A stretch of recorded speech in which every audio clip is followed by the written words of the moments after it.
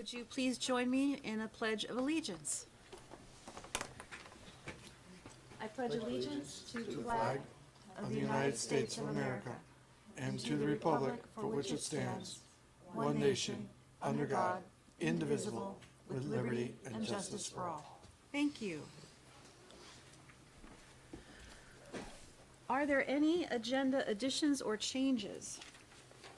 2 items to go with the budget work session. Item 6G, there's a memo from Sarah about potential changes to the town FY21 budget.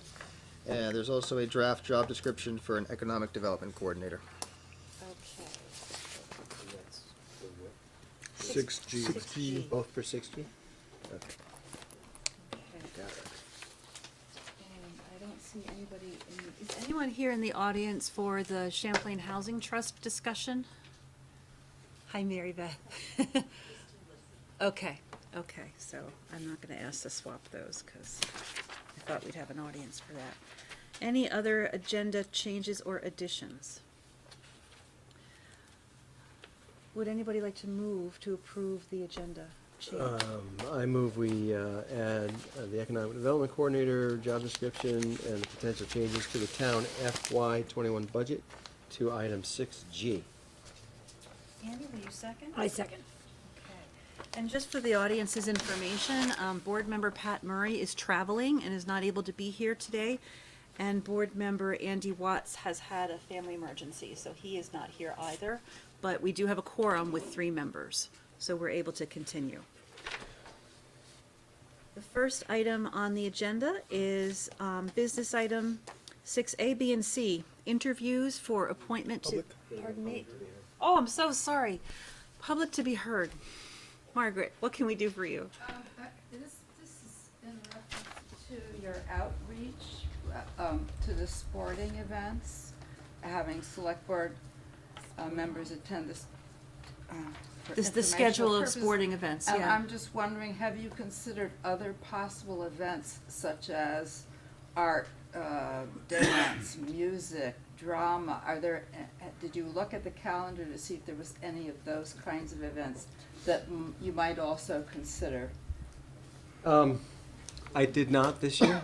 I had in the past, and some of the ones we had on there didn't really work out well. The ones that we had the most success on were the ones at the high school, and that's why I focused on. Well, I'm That. referring to high school events. Oh, yes, I looked at all the events at the high school in that period of time, and I captured them. The only one was Essex Has Talent, and that's on the list. Yeah, I thought you meant the whole community. But the high No, school, just- yeah, I looked well, at I all was- the events they had. Because you were looking at those, the ones I saw all looked like they were high school sporting events. If you look in there in the middle of it, there's one that says Essex Has Talent, and instead of the town of the sporting team is going to play, it says auditorium. So it's in there, yeah. But thank you for that suggestion. Anyone else for comments that are not on the agenda? All right, now we'll go to business items. So we are going to interview 3 candidates for membership on the Essex Economic Development Commission. And the way it will work is we have 3 candidates listed. The first one will come to the table and the other 2 will step out of the audience and into the lobby while we interview the first candidate. So if Jeff Benjamin could come up to the table and Botur Kosimi and Irene Renner could step out to the lobby, we'd appreciate it. And we'll call you right in as soon as Jeff is done. Welcome, Jeff. Good evening. How are you? Doing well. Good. Thank you for coming. Thank you for your interest in the EDC. And nothing fancy, we just have some questions for you.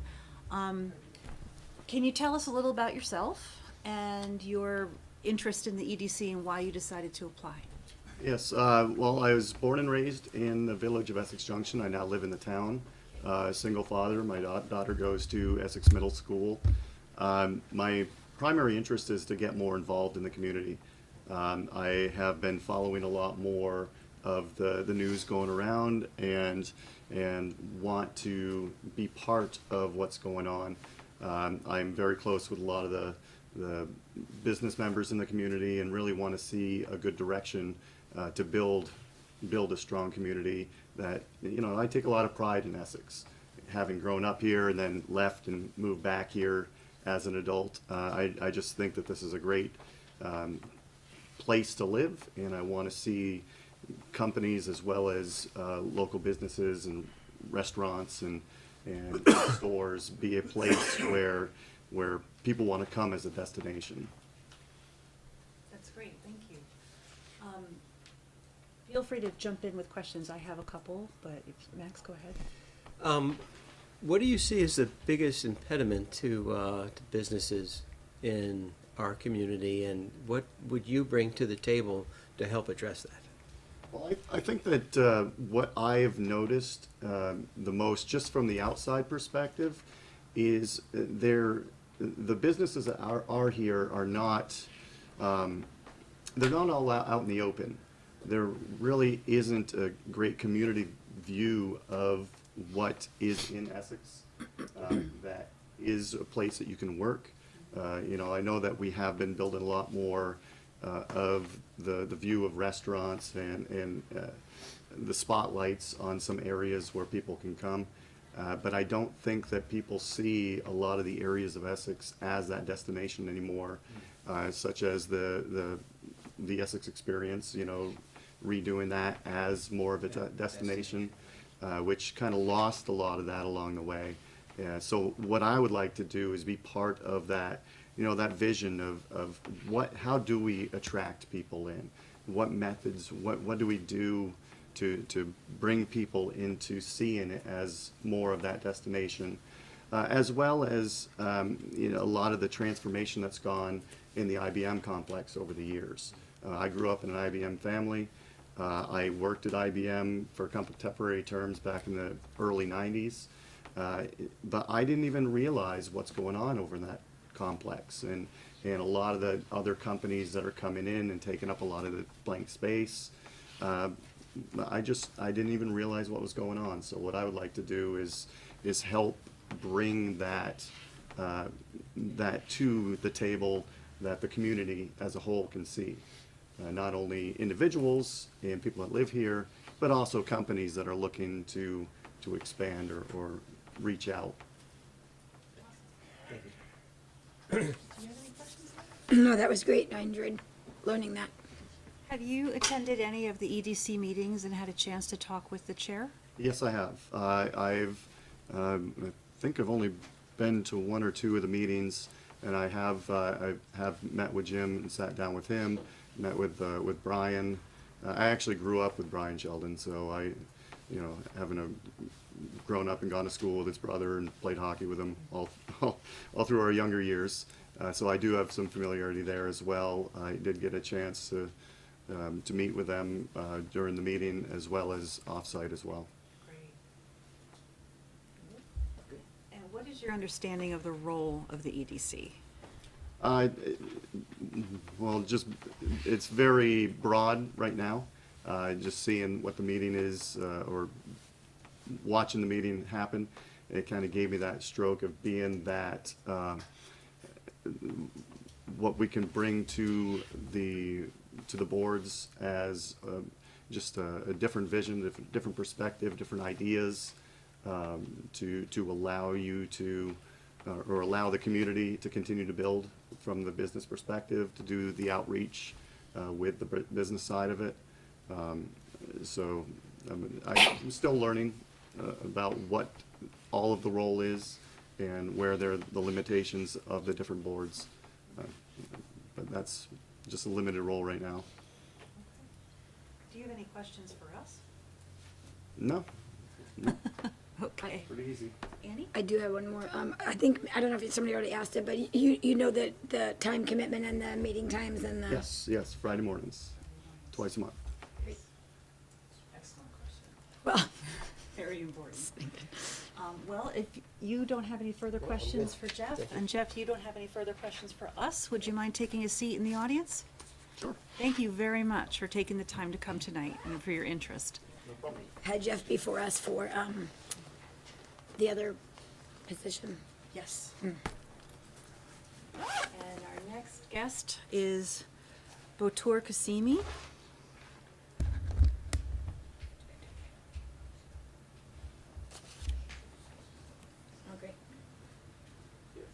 a seat in front of the microphone. Thanks very much for coming and for your interest in being on our Thank committee. you for everybody. Yeah. Opportunity to come and talk a little bit. Why don't you tell us about yourself and why you're interested in the EDC? Yeah, I think been here for lived in Essex for 12 years, and recently, I think a few years ago, I thought maybe time to contribute back to community a little bit. So we got involved with the Lions Club and doing different, helping community with volunteering events and stuff. But then, I noticed in Front Porch Forum there was I guess Economic Commission development needs some help. So I have, I'm into economics and my background is finance and accounting, and I also have different background running my own business back in the day. I had my own company, international development and tourism, and language testing and translating. Did some work with the State Department and Department of Defense, a contractor. I have multiple languages stuff. My background is originally from Tajikistan. It used to be part of Soviet Union.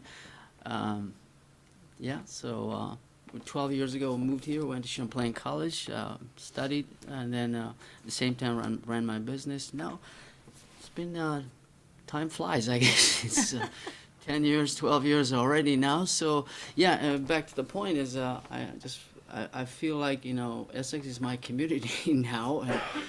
And I wanted to help, and and then this came up, and I said, okay, I'll just go and see.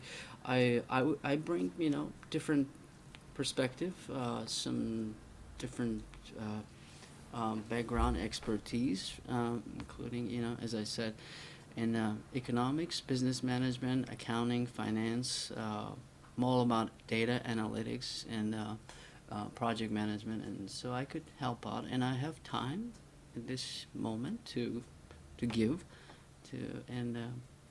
I met with Jim and some different other members, and it looks like a good team, and if there is need, I'm here to step in. That's all.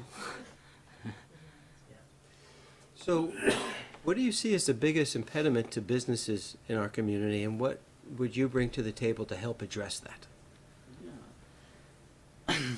In the community, I think Essex is overall doing a pretty good job. It seems, where, so many developments and different things have happened since when we came here 10 years ago.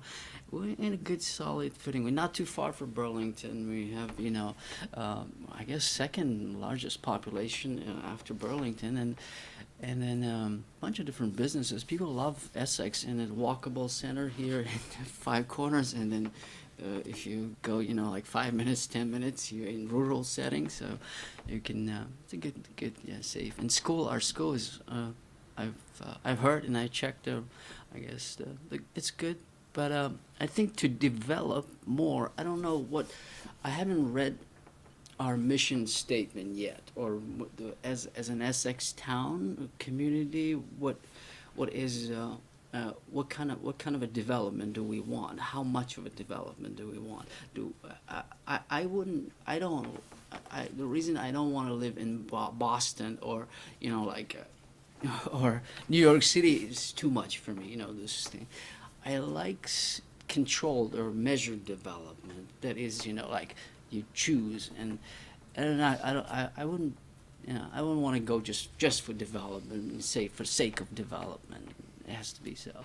For that, I need to read what kind of a mission and vision we have envisioned for the next 10, 20 years. I don't think I have read that yet, but I think it's not too hard to bring more businesses if we have, with that we need to do analysis of what we have. First thing I noticed with Jim and other members is we may not have a centralized database yet of, of businesses that exist here. That's something that we could work on, and I could put time in developing that database and just getting out there and more in touch with the businesses and checking how they feel, how we can,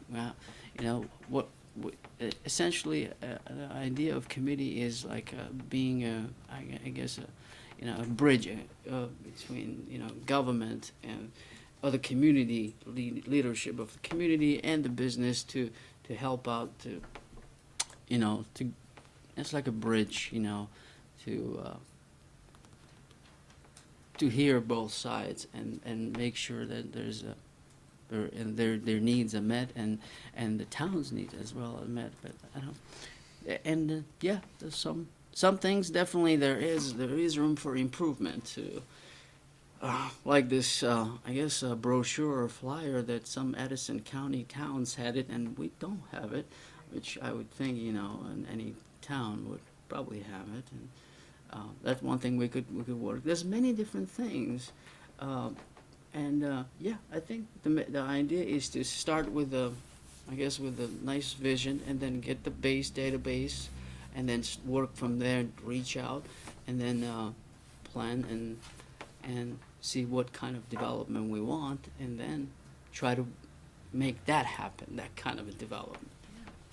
So, So you touched on this a little bit. What do you see as the overall purpose of the EDC? yeah. The overall purpose of EDC looks like it's a, additional resource for the select board and just the leadership of this community or just community in general to help out and be there to screen the opportunities and guide the community towards effective, prosperous and a path for economic development. It's something that is like a advisory group of some sort. Comes together once or twice a month, looks like twice a month, and then just in there pitching in and helping out, and then making recommendations, suggestions to how we want to develop, and what can we bring in and what needs to be done. Overall, it's just a advisory committee and a extra resource for the community to tap into. Yeah, I guess it's not sanctioned, or it doesn't have a. It's just there. It is to- advisory. Yeah. Do either of you have any other questions for Victoria? You mentioned small business that you had. Could you just briefly touch on what that was? Well, my business was when I came here and I started going to MBA business in Champlain. I started I had a business in the area of international travel and development. It was basically I had a contract with the State Department to bring in foreign exchange students, and also summer work and travel programs, and then also some people from here for travel and exchange there. But it was mostly short-term student exchanges, and we would get paid by those students and also by the State Department to arrange everything, make that happen. And Thank you. I see you do some language testing yeah, for, it was Persian is my native language, Yeah. Tajiki Persian, into English, and I did with the Department of Defense. They needed some, back in the day when they had more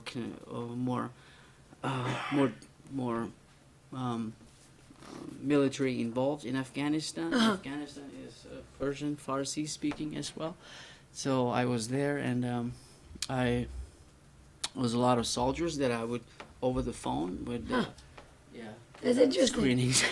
I used to teach English as a second language, and I was intrigued to hear that. That's a very community-driven goal, whether it's a job or a volunteer job, or Yeah, either there was way, an it's a hard emphasis job. in that time, but Department of Defense for I guess soldiers and active military personnel to learn some of the basics of the local language there, and then what they will learn, they get raise and they get other bonuses or something, and then I would test them and see how far they have come across. And over the phone. Over the That's phone, even that was harder. testing part. Then Yeah. also I developed, materials online, like Really? news and different, educational materials from Tajiki Persian content. You developed them? That's great. And then I would give it to them, and it would be, they could listen to it, and they could, answer choices.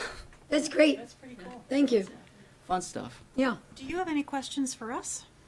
No, I don't. Okay. Well, thank you for your time. Thank you, everybody. And feel free to have a seat back in the audience. We'll bring our next candidate in, and we'll be doing an executive session later this evening to deliberate on our appointments. Okay. Thanks so Good. much. Thank you. Every time it sounds like my dad open a Budweiser every, just a Diet Coke, just to be clear. Schaefer. My dad's a bud. Okay, our third of three candidates, Irene. We started out with tell us about yourself. We know you really well, but please feel free to tell us about yourself and why you're interested in the EDC. I'm interested mostly because I've been going to their meetings and I felt like I could contribute as a member of the public, and I always encourage people to apply for committees, especially young women and older women and middle-aged women, because I don't see enough diversity within town hall, especially in committees. So I thought I need to follow my advice. You're a small business owner, is that right? I am, among other things, yes. Well, I can't ask if you've gone to meetings because you have. Max, do you want to ask your? Yeah. Irene, what do you see as the greatest impediment to businesses in our community, and what would you bring to the table to help address that? I think there's a lack of communication, and I'm very good at reaching out to people whom I don't know, and I would be fearless about contacting the folks at all these companies. We sit around and talk about that at EDC meetings, but we haven't yet mobilized and done that. So I think that outreach is critical to form that bridge between town government and businesses in town, and I think I could be instrumental in helping do that. Thank you. Any other impediments to locating businesses in Essex that, in your opinion? All kinds of interesting challenges, of course. But that's the main one that, to me, is critical. If you're not talking to businesses and they're not listening, I don't know where we go instead. What do you see as the overall purpose of the EDC? I think to build that bridge. We're supposed to be bringing business to Essex, but if we're not in tune with why businesses are coming here, why businesses are leaving, why businesses are staying, I think by firming up those lines of communication and better understanding what the businesses are doing here, why they're hiring, what their issues are, for example, public transit, for example, I think we can help, or we can point them in the right direction. We have a lot of resources here that they may not appreciate if they don't understand what we can offer.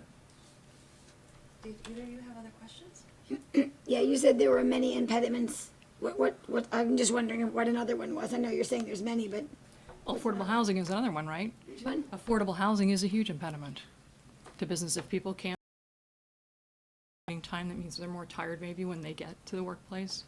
Means they're more stressed maybe if they've been sitting in affordable housing is a major impediment. If you were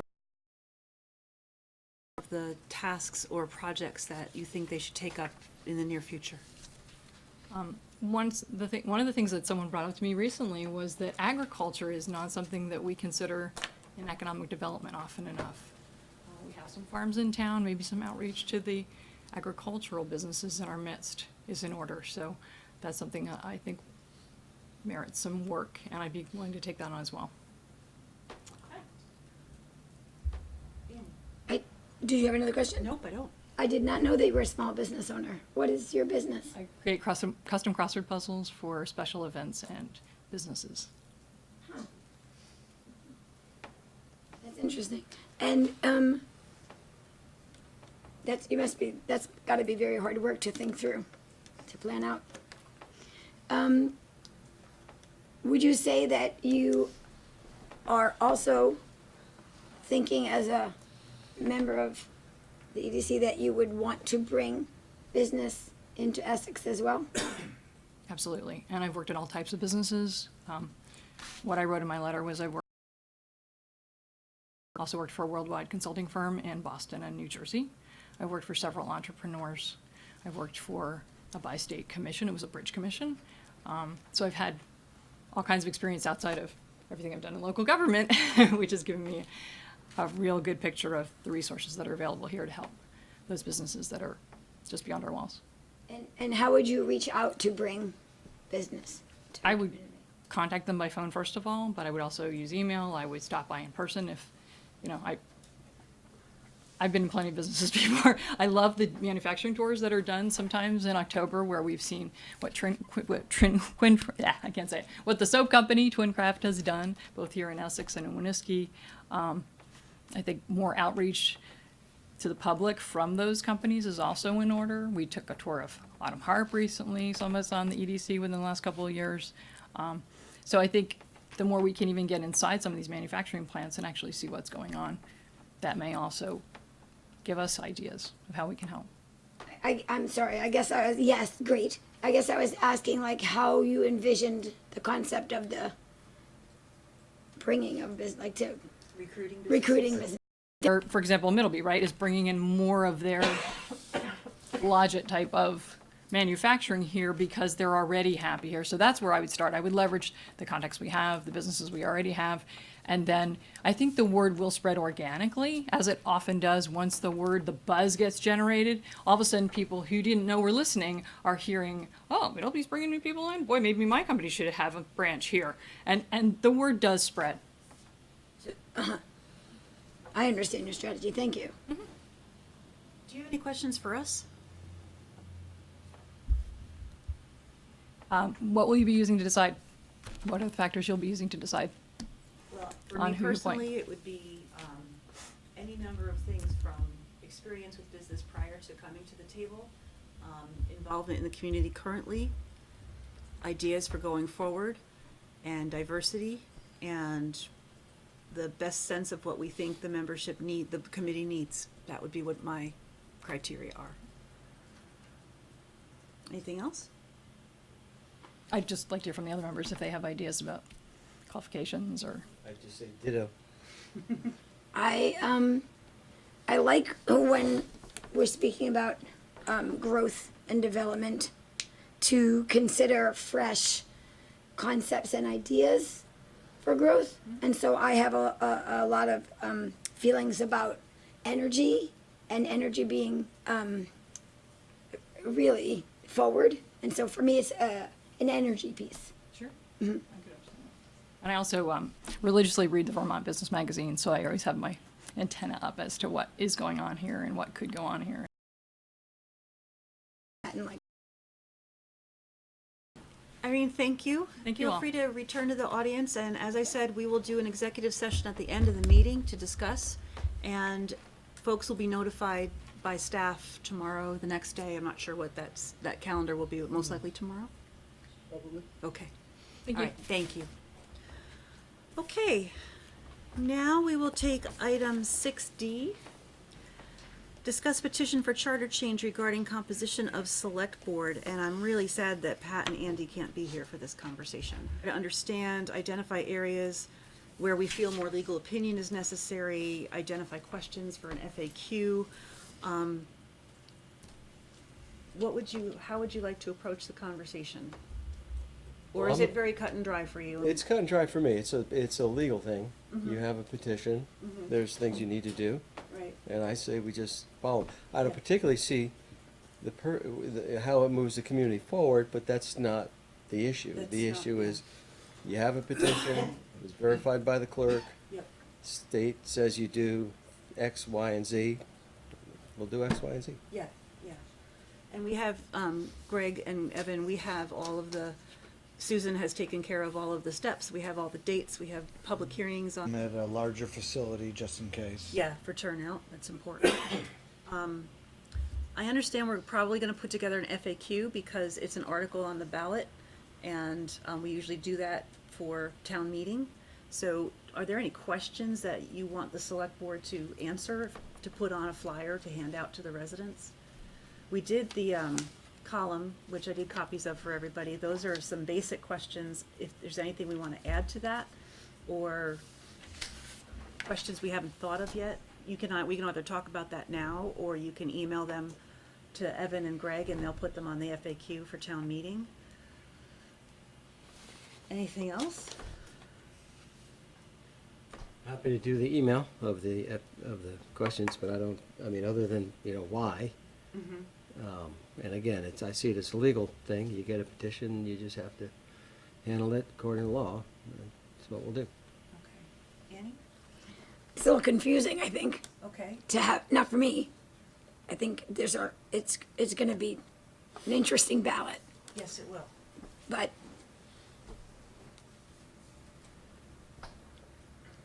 Okay.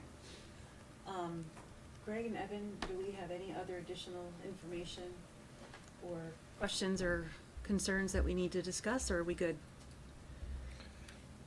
We're okay. We've warned the public hearings. We're gonna get the ads in the paper in the near future to meet the timelines, but Susan's got the timeline and the schedule that she's working off of based on the law, the legal stuff that Max referred to, and we're gonna do what we need to do to Okay. get the steps taken. Thank you for getting that all taken care of according to schedule and according to legal requirements, and we'll move on. We put this on the agenda just in case either you all had questions or concerns about its format, and so it's a legal petition. It'll be on the ballot. We're required to have the 2 hearings. We will have the 2 hearings. Again, we put it in a facility, we thought, just in case. We got about 12, 14 people here, and it's kind of crowded. We will be at the cafeteria, where we've held several meetings. You doing camera work that night, Scott? Try not to sound so excited. You get unions, now that you have a speaking part, to get union scale? That's all I have. Thank you. Okay. All right, well then, let's move on to item 6E. Approve resolution for the Vermont Community Development Program Grant Application Authority for Champlain Housing Trust to convert residences in 40th and Allen to recovery housing. Hello. Hello. Welcome back. Thank you for having us. Before we get into conversation, I just want to go through a formality we went through in September, the last time this came up. Don't touch the. Oh yeah, don't touch the microphone. I work for the Vermont Agency of Commerce and Community Development, which houses the Department of Housing and Community Development, which takes care of the Vermont Community Development Program grants. So I do work in that agency. I have nothing to do with that department, but I wanted to let you know of that and ask if you felt that was a conflict of interest in any way. I see no problem with it. Okay. I also see no problem with it, and we also decided last time that we saw no problem with it when Andy and Patrick were also here, so I feel really good about it. Thank you. Mhm. Okay. Thanks for being so upfront. No problem. So welcome. Hello. Can we ask you to say your names and titles again for the record so that everyone in the audience knows, and then we can talk? I'm Amy Demetrowitz. I'm the Director of Real Estate Development for the Champlain Housing Trust. My name is David Regal. I'm the Executive Director for Vermont Foundation of Recovery. Michael Monty, Chief Operating and Financial Officer of Champlain Housing Trust. Thank you. So Greg, or Evan, would you like to kick off the? Sure. I'm gonna let Greg So there was a public hearing back in September of 2019. Champlain Housing Trust and Vermont Foundation of Recovery approached the town. They were interested in putting together a grant application for VCDP, which I need to refresh my memory, Vermont Community Development Program grant application. What the application would do if it's submitted and successfully received is it would allow Champlain Housing Trust and Vermont Foundation of Recovery to convert 3 apartments in 40th and Allen to recovery housing. There was a lot of feedback, much bigger audience at the time, but still some turnout tonight. Some people coming and asking questions, speaking on both sides of it. The board authorized staff to work with Champlain Housing Trust to continue working on the application with the condition that it come back before they actually submit. The grant application is due in February, correct? February, so Champlain Housing Trust has put together the application. They've talked to staff, myself, the police chief. Sarah's been involved a bit from the financial end, and staff is comfortable with the proposal at this point. There was some concerns with the police chief at the time, and some others about just trying to figure out what the impact might be. So we've agreed, Champlain Housing Trust and VFOR proposed a phasing plan, which we're comfortable with. Basically, you guys can speak to this in more detail if you want, but basically to start with one of the homes becoming a recovery home. One of the units, so there'd be 12 people in there. One of the other units becoming sort of a transitionary building where the 2 apartments would remain just normal residences for the time being. 2 other apartments in that building would become transitional homes, trying to reunite families for people who have rehabbed and moved on from the recovery housing. As those 2 other apartments open up, they would become transitional housing as well. And we'd be tracking it with the police calls, emergency rescue calls, fire, any other issues that might affect public services. Depending on how things go, we I think agreed on 5 calls on any of them. But basically getting a sense of, is there an impact to the community? And if there is, we can reassess. If not, moving ahead and allowing Champlain Housing Trust and VFOR to continue with the final 2 apartments. Converting to recovery housing. So staff is comfortable with the phasing plan at this point. There's an opportunity, hopefully you had the opportunity in your packets to review the application. We can answer questions, and with that I'll turn it over to Champlain Housing and VFOR in case they want to add anything or explain anything or answer questions. Do you want to add anything? There's not really much to add, just the update is that we have in fact completed the application. I'd say it's a draft, so if there's any feedback, we can certainly still incorporate that. It doesn't need to get submitted until February 11th. So there is definitely the opportunity for feedback. And that we're very pleased with the work we've done with the police department around figuring out a fair kind of phasing process. And he's been wonderful in saying that it's not necessarily just a numerical, decision, like 5 calls and that's it, but he's really planning to look into the context and feels very fair-minded. And so we're certainly willing to just put that decision in his hands, and the police can come back and recommend to the select board whether they think that it's been an undue burden or not. And that will happen, I expect, later in the spring of 2021, and then looking to do the final building in the summer of 2021. So there is a resolution as well. I'll just say that last thing, that there is a resolution. So that's what we'd be looking for approval for today. Okay. Max or Annie, do you have any questions for the group?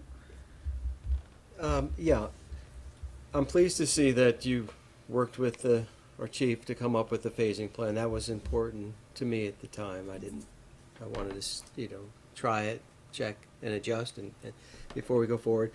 My question is about, in the impact study, looking to see if there's an undue burden on the town emergency response services or other substantial negative impacts.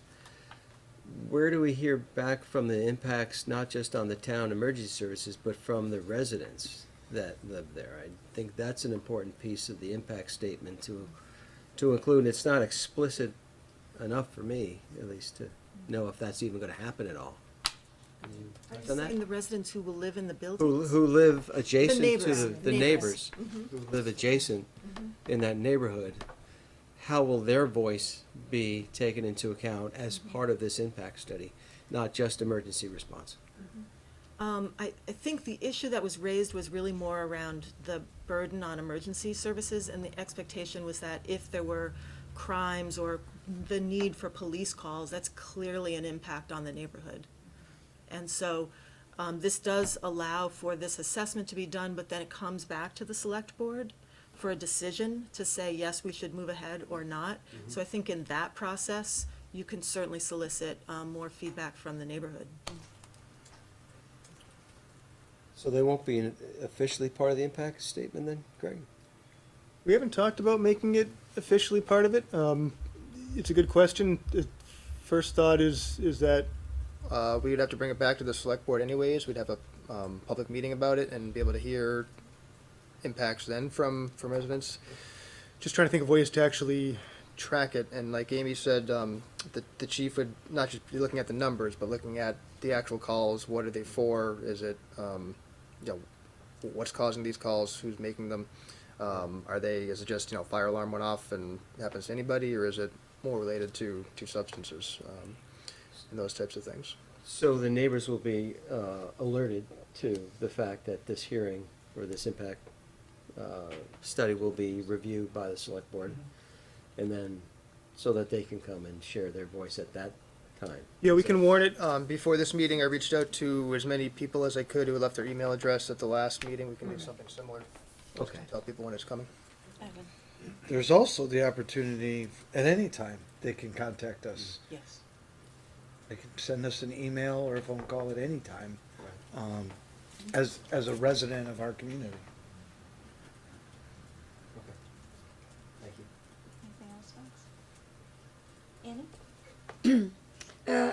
Last time that you were here, and thank you for coming again, and last time, there was a lot of discussion that happened after the meeting also, and I was listening to all the neighbors, that would be neighbors, and I went home and I called my mother, who was my moral compass 100% of the time, and I said, what is the first thing you would think about if you were in our position about what it would be? And she said exactly the same thing I was thinking, is I would decide if I would say yes to this if it was going next door to my house.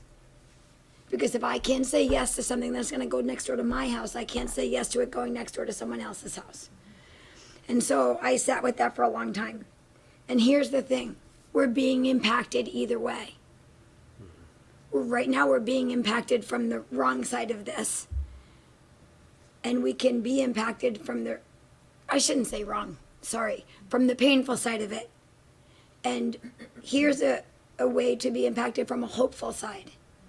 And what I know is that people who choose to grow are going to own their choices. And when you own your choices, it is hard.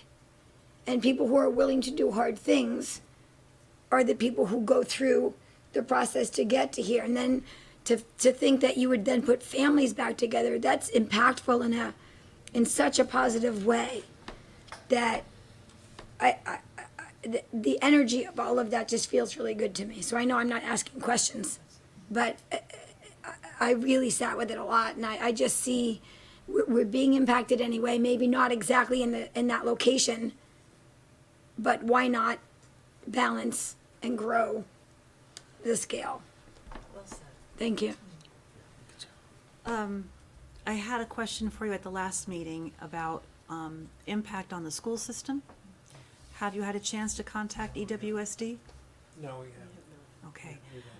Please. I think this is the third time I'm asking. Sorry, my apologies. It's okay, but we just want to make sure the school district will have wraparound services ready for the children who are going to live in those places. Absolutely, and I guess I just had a clarification on that. One of the thoughts that went into it was that the populations that will be involved are already sort of impacted and being served, and there's plans around that with the school district. And so I think we were looking at making sure that the application was going to move forward, and then we'll know, somewhere in the spring around May whether this is going to move forward or not. And we're not looking at any occupancy until July. Okay. And so we would plan We to have time. reach out in May to leave plenty of room for discussion and working together with the school district before the start of the following school year. So absolutely, high on the priority list. We just wanted to make sure that we were moving in a positive direction before we made that contact. I appreciate that. I suggest keeping Pat Murray, who is not here today, but I'm pointing to his chair. Yeah, absolutely. Because he's on the school board, and he would be happy to facilitate that kind Absolutely. of thing, so, okay. Thank you very much. Thank you. And our other board member, Andy, who is not here, does have a question that he emailed me ahead of time. So he wanted to know, and this is more, I think, for Evan and Greg, if the use changes from recovery housing to something else, does the town still need to file reports for the full 30 years? I'm assuming for audit? Well, that actually is a question for Sarah, who's leaning into the mic. I do believe that the nature of this grant has changed from a long-term deferred loan to an actual grant, so we don't, did I get that wrong? Did I dream that? No, you're right. I was Okay. gonna say that as well. Yeah, so this is not going to be similar to some of the other VCDP programs that we've seen previously, where we have to file annually for 30 years with the state until such time as they inevitably forgive the loan, but they don't tell you that up front. So this is a pure grant, and so it'll just be once the grant period is complete, we'll keep the records for, I think it's 3 years after the grant is over, and then we'll be done with it. That's great. Thank you, Sarah. Also, I was reviewing the minutes from the last time you visited, and there was a question from one of the residents. Actually, no, there was an email from a resident, and you included the answers in our packet. We just want to emphasize that the town is not taking on any debt for this project. This is no expense to the town whatsoever, except for the in-kind bookkeeping aspect of it. I just want to confirm that, so. So we will be able to include in the grant, the cost for the town's attorney, because they'll have to do some legal review, a cost for a single audit, if it comes to that. So those are the only outside expenses that I would expect you would incur, and we'll be able to take care of those. And so then it's just staff time. Okay. Not that that's a small thing, but, you know, we try to keep that minimal. Something that Amy reminds me often enough is that this was once tax exempt housing, and we have now actually will be paying, you know, there's property taxes now being paid out of that whole complex, which was not contributed to town. Not to raise it up as an issue, but every once in a while we like to sort of say that, in fact, we like to pay taxes. I think it's the first time I've heard that in this conversation. It's an obligation for us we feel it's an obligation to be able to pay property taxes to communities if you're gonna build affordable housing, you have to be a member of the community, which includes services, and that's a part of what we do. So we actually do the same thing in all the communities where we are. We made a commitment early on to say that while we may be eligible to ask for exemption from property taxes, we don't want to, because we believe it's important to give back and to contribute to the communities that we're a part of. So. Do you have any other questions or comments, Annie? Back to the school thought for a second, sorry. I guess I would like to know something more structured would be in place. Because as I was sitting here, I was thinking, there's children living, there's the family thing. What could happen to disturb that living situation? If, you understand what I'm asking? I do understand what So you're asking. if that happens, what impact does it have on the children? And is there an amount of time allowed for some component of the family to remain under that roof until, how does that work? So we actually have already met initially with the Department of Children and Families from the state of Vermont. We're working with VTAR, which is the Vermont Alliance of Recovery Residences. We're working with a domestic violence group. We've pulled together this workforce, this team, this working committee to deal with exactly this issue, because it hasn't really been done before.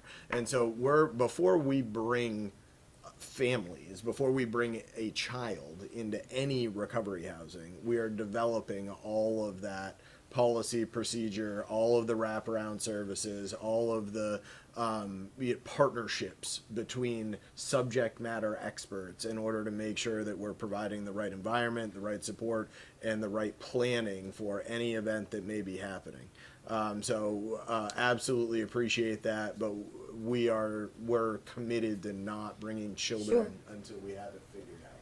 So, and I don't mean to push you, I don't disbelieve you. Absolutely. I just hear you talking about it, but I want to know about a structure. And so my thought is, that was just me saying just a second, not me telling you. So my thought is, let's say the family currently lives in Colchester, right? And so then whatever the series of things that are going to occur that now has the family in Essex, in the housing, and that's great, right? And goal, moving forward, I assume you have a plan for success. Yep. Right, for the family to grow forward together and move wherever their next home is gonna, Hopefully into something Sure. with Champlain Housing Trust. perfect. But then, if not the hope happens, which I Yep. really would, you know, that's my, that it not be such a flippy experience, that there's something somehow continuous, that these are new friends, these are new teachers, it's a lot. And so that you really, I don't mean to sound like your mother, but you know what I mean? But like that whatever you do, whatever that's going to be, that there's time and thought and care, that it's not just a whiplash situation where either you just go back or whatever you're going to do, that there's care and time allowed for the parts of that family that are still together to move, that they may grow forward, and that we don't end up splintering worse and sending into not the good impact area. You know what I mean? Like, that's really sensitive. The Champlain Housing Trust works with hundreds of homeless families going through Harbor Place. And I think school systems are set up to understand, social work systems are set up to understand that when new families come in who are homeless, there's a range of services they have to do right real quickly around an individual child. Now, we're not even talking about near the numbers, but I imagine that after we have this conversation, and we'll get back to you on this one, we have a conversation with the social work group at Essex, that they're going to be able to say, yeah, we're familiar with new families coming in. We understand what we have to do, and we'll understand what they need to do. Those kids need to be successful. The state of Vermont, and if he was here, he'd probably be answering this better for me. That's right. That the state of Vermont has an understanding that homeless children need to be able to be educated and supported as they go through the system. And in this case, I think they will be coming into it. They'll have an opportunity to stay in their existing school system or to go to the Essex school system if they want to as a choice. They could remain there for the end of the year. That's my understanding of how it works. But we'll work through those things. I don't think the number of people we're talking about is going to be more than a handful overall if we get to that many. In terms of children. In terms of children. Yeah, in terms of children. In terms of children. I don't mind if we're talking about one, I'm having the same Yeah, conversation. but I think But I'm also talking about that one roof staying, like, for whatever reason that you need to determine that the person that went through the I don't know how to articulate it. The person The who's in person who went through the recovery, program, parent, let's say that person is in some kind of struggle. and they but have a I- relapse of some sort. Right, and What something happens where that person can't live under that roof. Yes. I'm saying, find a grace period. Yes. Yeah, I'm sorry to And sound that- so and that's adamant. exactly what V4 is trying to figure out Okay. with all of these. Okay, I'm sorry to bring it off topic Content then. experts, because they aren't the expert yet. Okay. They're the expert on the recovery piece, but not on that family reunification. So we're pulling from Okay. all the Yeah. different subject All right. matter experts and saying Sorry. we all need to come together to figure this out, and we want you to educate us on how to do exactly what you're talking about in the most appropriate and Yes. supported way possible. Well, I'm so curious that I wonder if sometimes we can learn about it if I reach out and you can share. Absolutely. Yeah. Absolutely. Great. And it will be the goal. This should be the model for any Well, that's why, recovery right, housing right. throughout the rest of the Right. state. So they're gonna be creating the absolute- model. that's right. that'll be Right, because you've got a used. different issue on your hand then. As soon as you enter children, the game changes Right. completely. And so And we're saying you're holding them now. we acknowledge that the Uh-huh. game has changed completely, and we need help in making sure that that is done effectively Okay. and appropriately. Because you can't say, everybody has to be out 24 hours. Yeah. a That's day. what I'm saying. Now Totally you have a different. child there. Right. Who, Absolutely. no responsibility Excuse for me whatever. screaming. Yep. Yeah. Thank you, I appreciate the conversation. Absolutely. Got a little carried away, sorry. Is there anything else you'd like us to know, or any further comments? I think you Just covered it. happy that you're here still considering this. This is great. Do you feel you have everything you need to know in order to make a decision about whether to approve this application? Yes. Okay. Do you have anything further to share with us? No, we're good. Okay. Good discussion, public. Yes, that was my next question. If you would like to speak about the topic, please stand up and give us your name and tell us your thoughts, please. Yeah, I'm Jonathan Hodgkin. I live over at 40th and Allen. And I had 4 comments. I read through the detail, and maybe I don't quite understand all of it. And I take your points about the families, which is one of the points I have here. You know, I noted the commitment to V4 staffing and the phasing plan, and I'm not fully convinced that it's sufficient given the second innovation, which is the expansion into recovery residence models for families. V4, we welcome this aspect of the project. You know, in the neighborhood there, the fact that V4 has no experience with this sort of family reunification program, which you guys just admitted, I believe that a greater level of oversight is necessary than is the commitment in the phasing plan. Second, another point that was also made earlier, that the plan outlines a need for impact mitigation if more than 5 medical emergencies or 3 crimes perpetrated by residents. You know, first, will the neighborhood residents be able to comment on any such mitigation measures should they be necessary? And second, can we, the nearby residents, be informed of crimes perpetrated by residents so that we can take whatever actions we deem necessary? And I note that to date, crimes in the area seem to be exceedingly rare, and 3 in 1 year would be a disturbing development. Third, and this goes maybe to a different point here, the budget provided as part of the grant application indicates that the $650,000 will be used in what is called acquisition real property. You know, if I understand this correctly, this is to be added to the additional funds for a total acquisition cost of more than $1.3 million, which does not include rehabilitation of the buildings. This is more than 70% of the total project cost. Are these funds the ones that will be used to pay off the existing debt? And if so, I'd like to note that these funds do not directly support the recovery housing objective of the grant, at least as far as I can tell. And finally, we have never been opposed to recovery housing at the fort, even in my backyard, which this will be, since I live right there. Our concerns have always been with the scale of the project and the families with children who wish to stay there, for the very same reasons that V4 and CHT argue that this is a good place for recovery housing. Green space, playgrounds, access to bus routes, and so on. Given that one of the buildings included in the project proposal will be available until at least 2021, we'd request that those families with children be allowed to stay at the fort if they wish to, even if they have to move apartments. Thank you. Welcome. Does anyone else have any comments to make on the topic? I'm Ann LaBerge, and I live with him. And I'm concerned as you are with the children, but I'm concerned with the children who are there. There are at least 9 children there. And you make great noise about the children who are coming in. And I feel that the children who are there now, their families have been under incredible pressure, waiting for the other shoe to drop, when they have to move, when they have to leave. And it seems like you need to be fair to the people who are there now before you can show us that you're good guys for the ones who are coming. We are a welcoming community, but it makes it strikes me as an element of sort of cruel bureaucracy that these families and these children have to live under this kind of pressure because of the bureaucracy of your organization. That's all I have to say. Thank you. Would you like to make any comments addressing those questions? Oh, I'd like to make a Please. few comments.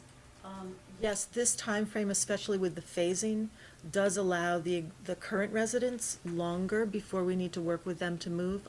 I'll also say that we have organically been working with the residents who are there now. I think we've had 4 families move. We've found them. Where would you like to stay in Essex? How about over here in Colchester at Winchester Place?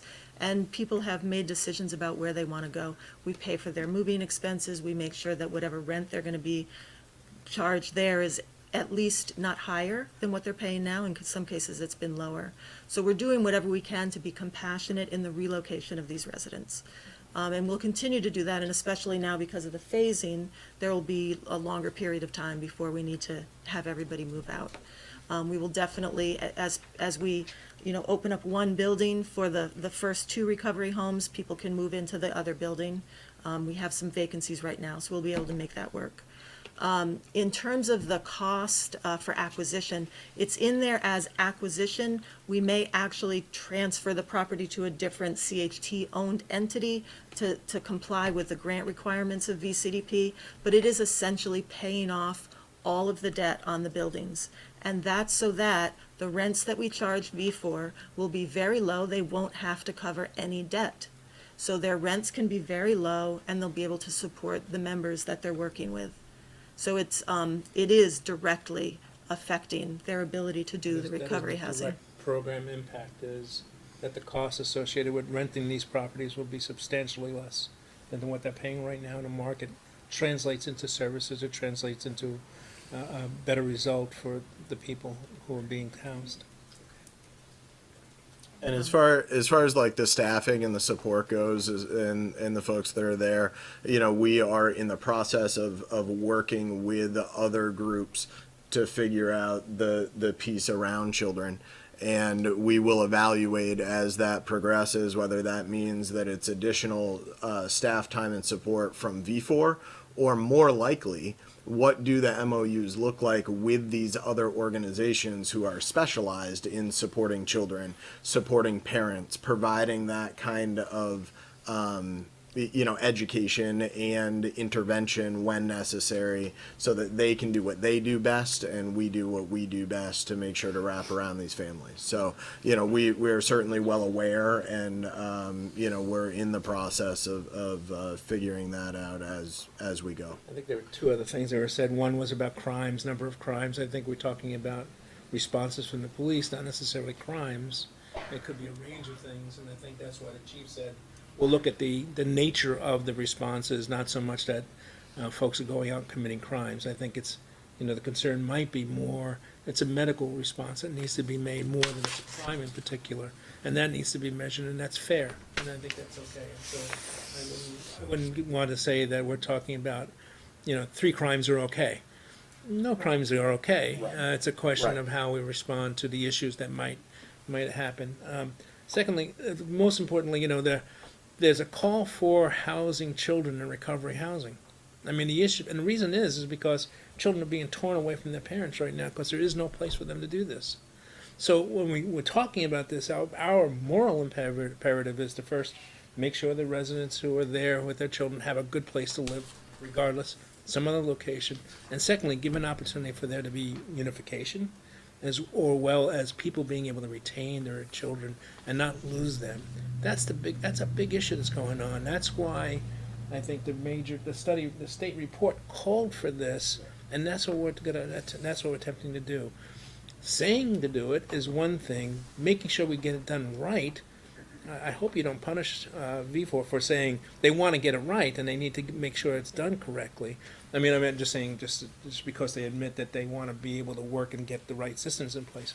I think that's the right thing for us to do. I think the right thing for V4 to do is to get it right, make sure people and the parents and children can be unified, have a good housing situation, and we can support that throughout this process. So that's, I think, the response to sort of what we're really doing here. That's the piece that really motivates us as much as anything else. So. Thank you. I have 2 questions. One, I'm a little confused about the word punish. Where would, I understand that you're saying don't, where would that, what's that? It's metaphorical punishment. No, I understand that, but in what?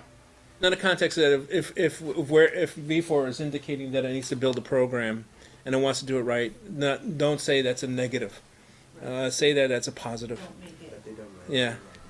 No, I guess I'm just surprised. I don't understand where I that. think one of the concerns from one of our audience Oh, members was that this is the first time this is being You're tried. saying. So therefore, it's not good. Not to us. And, Yes, my not bad. to you. You're answering that, of course. Sorry.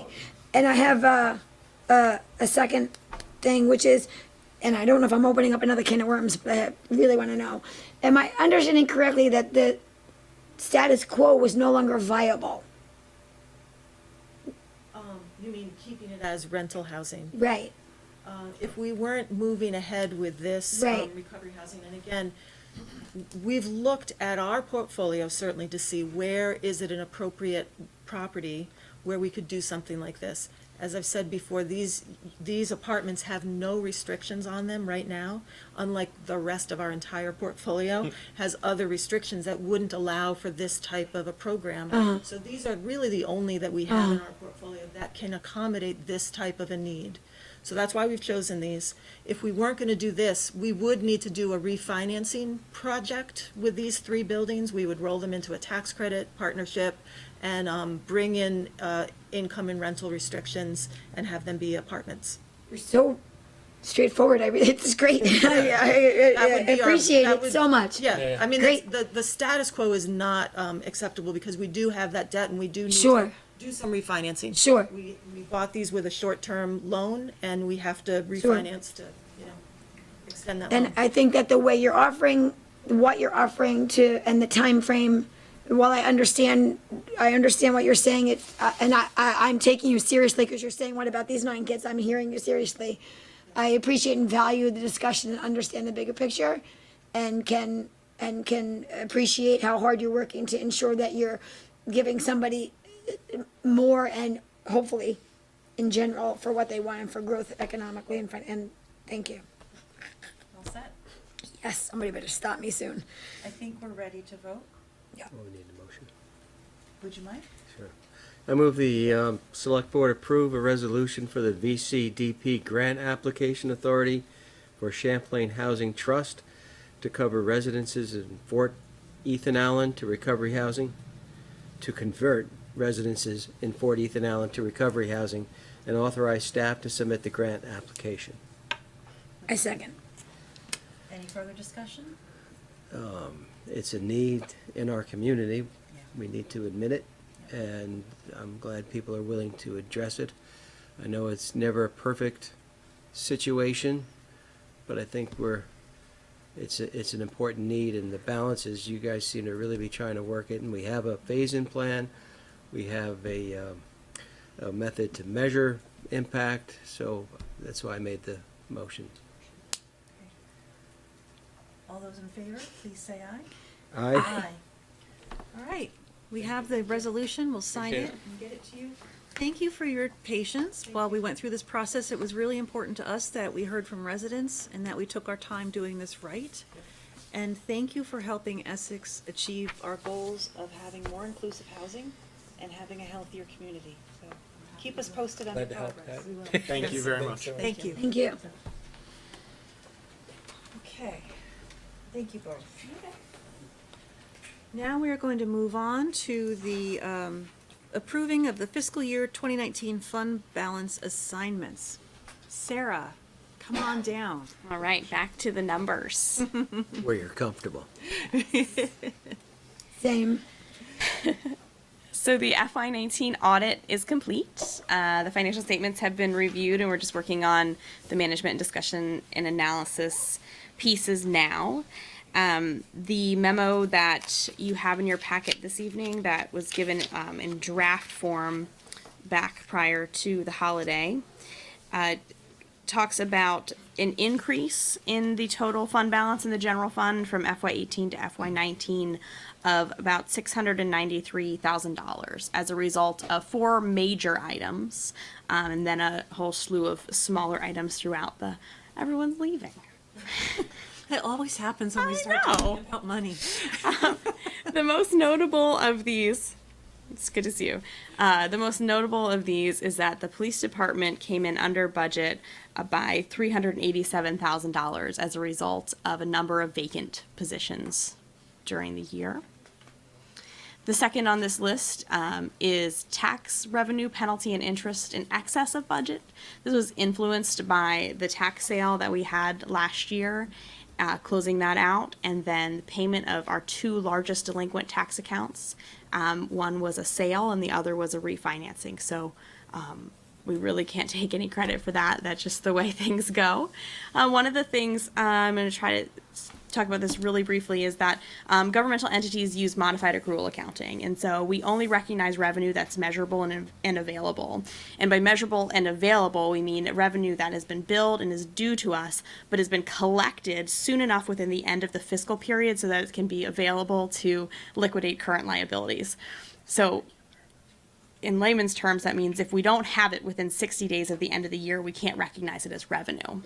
So year after year, any tax, principal, penalty, and interest that's delinquent and not paid as of the end of August, our fiscal year ends at the end of June, gets pulled back out of the revenue line item and then on and put onto the balance sheet. So in the for-profit world, revenue is booked when it's billed. So for the period within which it is owed to you, it's booked as revenue, and then you may have, you would have a receivable, and then you may have an uncollectible on the balance sheet. But I'm telling you all of that to tell you this. The reason why we have $221,000 in unanticipated tax revenue is because we have now collected $221,000 of delinquent taxes that had previously been stripped out of revenue as delinquencies rose, and now delinquencies are down.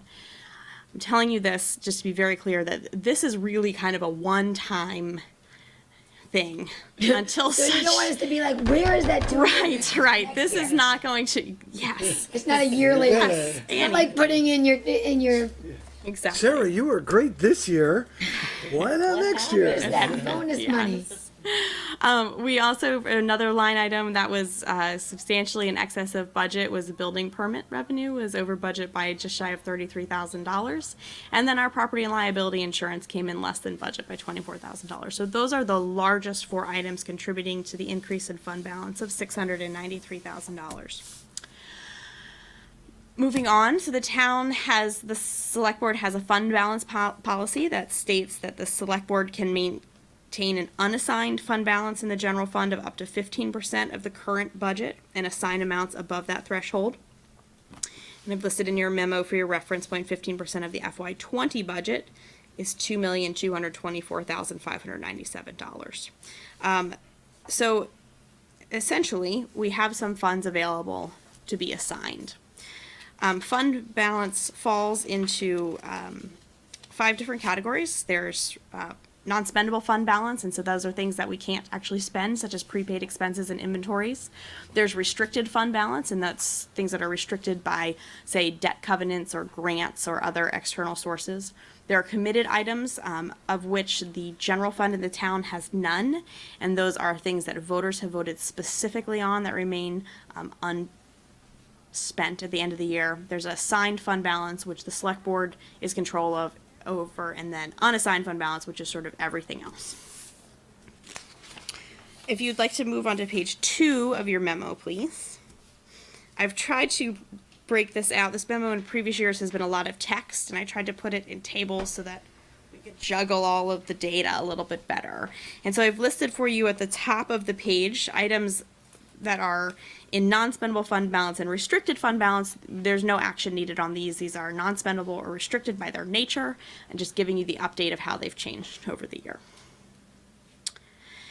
And then the next table lists out everything that was assigned as of the end of last fiscal year, or as an FY18, June 30, 2018, and that ties back to the FY18 audited financial statements. We had $1,174,032 in assignments. And I've listed for you here in this table any changes that happened to amounts during the year.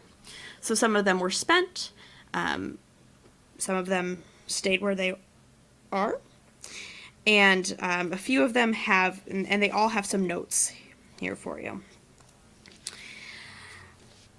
Running down from the top, I'm not going to go through every single one of them, but the fourth one down, the first one that has a longer note, partially assigned new balance, is records preservation fees. So this is the portion of the per page recording fee that comes in the clerk's office that is earmarked for records preservation. And during the year, we had the FY19 changes, $4,000. We had quite a bit of revenue come in, but we also expended some funds out of that. So that's the net of the two, and the new balance in that is going to be $100,000, which would get lumped into your assignment as part of this memo. We used the next $150,000 to reduce property taxes in the FY19 budget. And when we went through this exercise last year, we had assigned $100,000 to reduce property taxes in the FY20 budget, and that's what's remained in the FY20 budget the current year that we're in. We had an additional amount of just about $19,000 that we assigned for future tax reduction. Moving down through the list, closer to the bottom, we had previously assigned $50,000 for tax equity and merger, and I think that we'd originally been considering a taxation plan that involved using fund balance to help offset tax changes through the merger process. When we got into that, into more detail, what we realized is that has the same effect as when we use fund balance year after year to offset the costs in our budget, which is it pretty much just kicks the can, or it digs us a hole that we then have to climb back out of, and we end up at the same result. The taxation plans that are being discussed, neither of them talk, or they just don't talk about actually using fund balance as part of the taxation plan. And so I would like to suggest that the select board consider renaming this category or reassigning this amount for merger-related costs in general. And that is, the select board has the authority to do that, to change assignments that it has previously made. Next one down is another important one. We had assigned some funds for building needs, and we've discovered over the past year that the majority of our building needs are in capital, and I would ask that the board transfer this over to capital, where those needs are. We had assigned funds for the governance attorney. We've used some of those. That has ramped up much more in FY20, the current fiscal year, and we expect that will continue. And earlier in the year, the select board assigned proceeds from the sale of a motorcycle for canine supplies. Are there any questions about changes to previously assigned buckets? Okay. Annie? I do want to publicly state that even though the dog food budget was not there, they fed the dog. Mm-hmm. There was just some discussion publicly, and I was like, yeah, no, the dog got fed. Just want to put that out there. You're welcome. Just making sure people understand. You really just never know what's going to rise This was to the an top. actual discussion. The dog got fed. Nobody forgot to feed the dog. But he doesn't come around and visit enough, so that would be my. Maybe you should have. I know. So on the final page, our staff recommended assignments, additional assignments for FY19. All of these tables together would land the town with an unassigned fund balance equal to that 15% threshold. So as we talk about the FY21, a number of these things relate to the FY21 budget, which is why we're talking about this before we launch into the work session. The FY21 budget suggests that we use $100,000 of fund balance to offset the tax rate again, which would need to be assigned because currently we only have that $19,000 in that category. I'd also like to make sure we're able to continue to use fund balance to reduce property taxes. Since we've started to do it, it would be, if we didn't then have any in FY22, we would have to make up that $100,000 gap completely before we talk about any contractual increases on top of it. So this seems like a good opportunity to make sure that we are set up for next year when we're talking budget. Internally, staff has been talking about anticipated legal and outreach fees as we get closer and closer to the November 2020 vote. And the number that we've kicked around as an estimate is $65,000, which would be split between the town and the village. The split that we're using is 78% town, 22% village. This accounts for the fact that the village grand list is 42% of the entire grand list, and so every taxpayer is paying on each tax dollar the same amount for this category.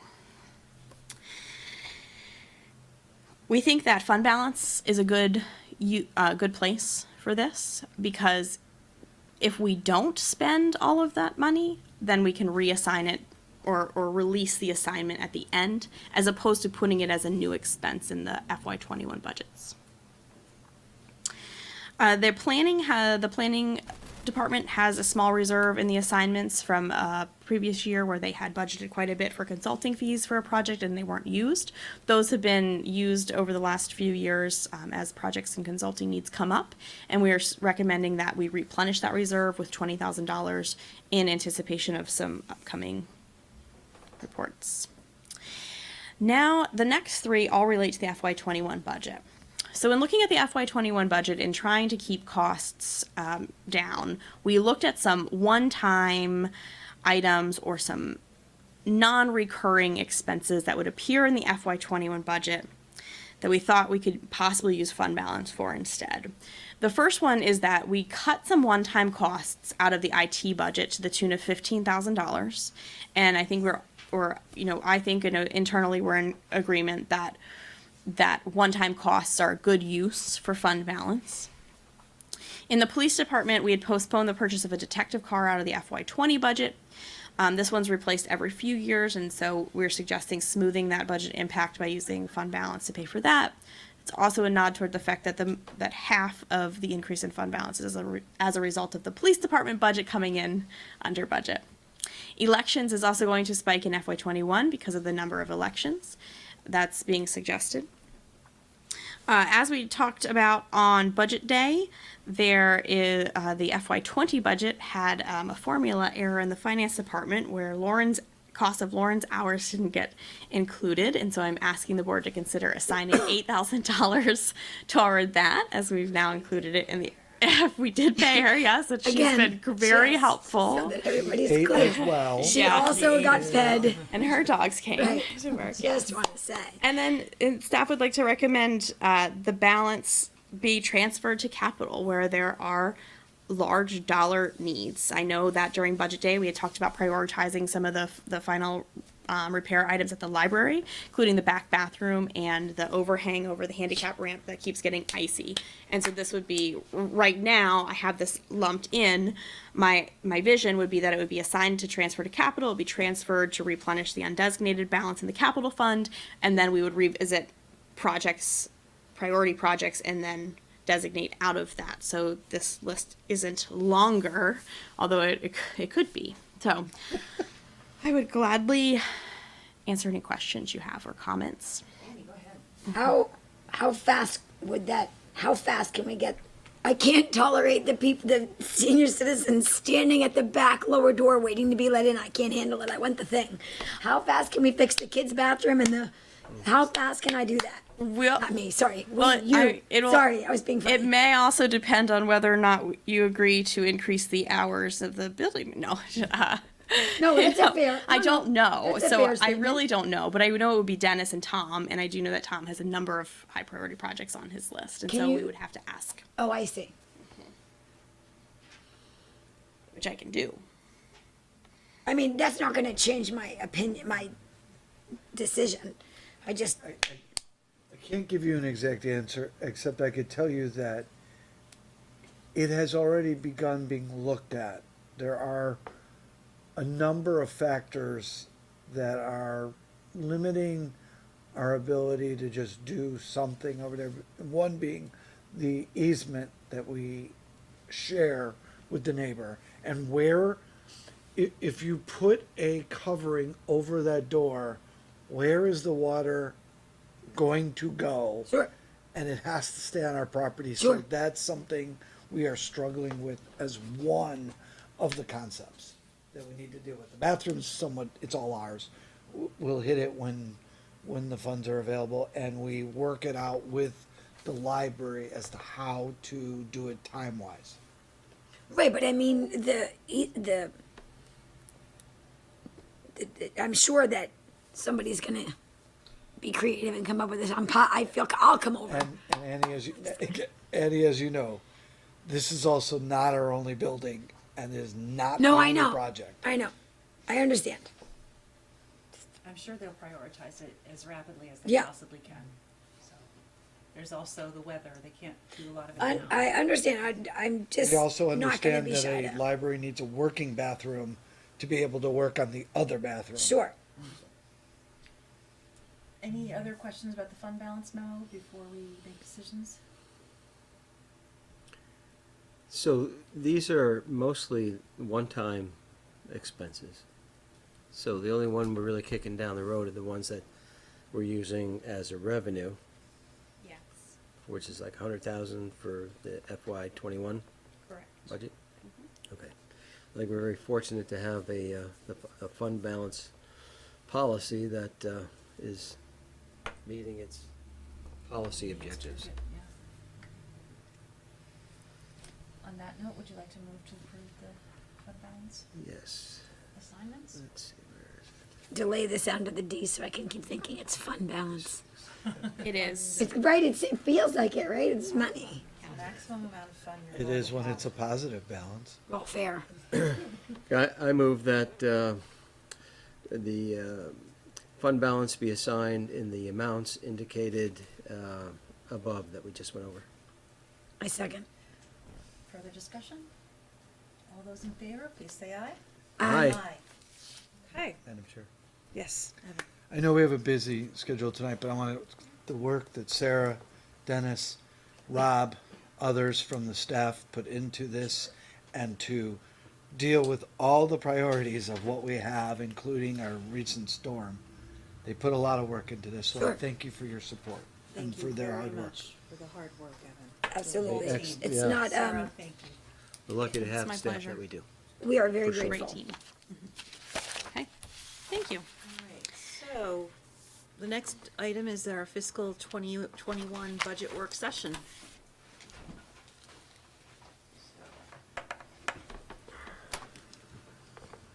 Oh, she wants to drive. Yes. Guys gave me pizza. There's a Get out of the way. camera and people talking about it. Must be- I'll take a Just passenger said, seat. get out of the way, Greg. It's on camera. She's talking to me. Buckle up. Losing another one to the numbers. Okay. All right. Oh, did you make this smaller, Greg? You left it that way. I told Greg earlier that I'll only be able to do this from over here for another couple years. Oh my God. I know. I'm gonna get it off on my screen as well. I think that's one of our future changes, is to agree that this just didn't work out the way we thought. Okay. Away, Sarah. So at the end of our all-day budget work session last Monday, we had ended, I want to approach this from two different ways and sort of have a conversation about all of them. So our total budget, when I talk about total budget, that's the total expenditure budget. So that's the bottom line dollar amount on the expense side. And we landed at $15,385,084 at the end of our discussion last Monday, which is a 3.74% increase over the prior year, or $554,435. Of that, $14,063,805 would be raised by property taxes. It's after adjustments to the revenue budget. Let's see, where are we? Looking at a 3.79% increase in the property tax line. That is on an average home, which is a $280,000 home, $39.48. So on the working table on all the screens, the far right column shows the running dollar impact on the average home. The column to the left of that, as we talk about individual items that could move or change, shows the tax dollar impact on the average home of just the one item. Working over to the left a little bit more, a rolling total percentage change, and that's the total expenditure increase percentage, the individual item, the rolling total budget, and then there's the working section off to the left. So we identified, and I apologize I didn't get the list out sooner, but we identified 5 things that we needed to change after budget day. So we reduced, and those are, if you were looking at the screen, those are the top section of the list. So we reduced the Memorial Hall water bill by $600. We reduced clerk supplies line by $500. We received the appropriation request from Green Mountain Transit after we'd put together the original proposal, and that was an increase of $7,727. We removed the $1,000 budget for parks, other professional services. And then Elaine had requested that we put funds in for diversity training for all staff and volunteers, and we're estimating that to be about $5,000, and so we've added that.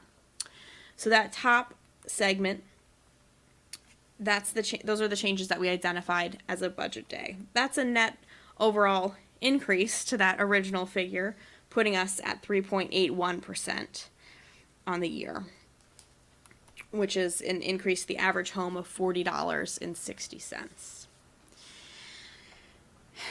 We put our heads together internally about other things that we should talk about and consider.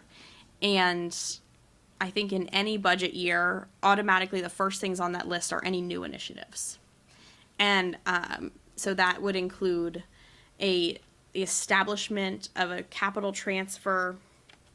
I'm just going to work from the bottom up. Of a capital transfer in the police budget, a new human resources software program, a new budgeting software, although it kills me to have to put my own thing on here, but there's fair, and a new part-time economic development person. Those are the new initiatives that were in the budget. And then when we looked through in other places, short of sort of hacking away here and there small dollar amounts, we see that we increased the buildings manager hours from 20 hours a week to 28 hours a week, which is absolutely a need, but that is an additional $19,000. And then looking back at and then the last one on here is a suggestion to budget just 99% of the police personnel costs in anticipation of vacancies and normal turnover and then the hiring lag that happens. When I look back at the last few years of police budgets, this line, the personnel costs in the police budget have often come in under budget. Mostly because when you have a large population, you have normal turnover, and so you have vacancies just inherent in having a large population. So this is not a reduction in force. This is not saying we're authorizing a fewer number of officers. This is not saying you have to hold one vacant. This is using a percentage lower than 100% to recognize this lag in hiring and this turnover that's inherent. So I never thought I would be sitting here saying anything, talking about this concept, although I've thought about it behind closed doors before. But looking back at the history of this department and with a large enough population, it's not an unreasonable suggestion. So I would ask the board, I guess, if you wanted to drill deeper, or if you had other suggestions or questions, or all of those together and the impact of the human services segment would get us down to 3.18%. Yes, Max. On that line you're on now with the police, Yeah. if the hiring actually started to heat up, is there fund balance? We wouldn't want to necessarily delay that because we might miss an opportunity, and I'd hate to take money out of the budget from an area that we know we need that personnel. We've been adding to it past years. I'd hate to go backwards. So, this is why part of the lovely discussion that I have with Sarah and others is when you have a position in the budget, you are expecting that position to be there all year long, normally, and for years to come. If you strip that money out of the budget, you're saying you're either going to pay for it from savings, or you are not going to have that position. The police department has an approved strength of 32. They are not currently at their 32. They keep trying to hire. Over the past couple of years, we've had some retirements and we've had some people leave. Only not because of anything we've done. They moved away out of the area. but the police are not as timely in replacing officers as, say, an office worker or a public works officer. Sometimes they have to go to the academy, or we have to do recruiting, or some of that nature. So there's always this little bounce or this little move. What is concerning is the money that you are reallocating to surplus could theoretically be lower by $42,000 every year.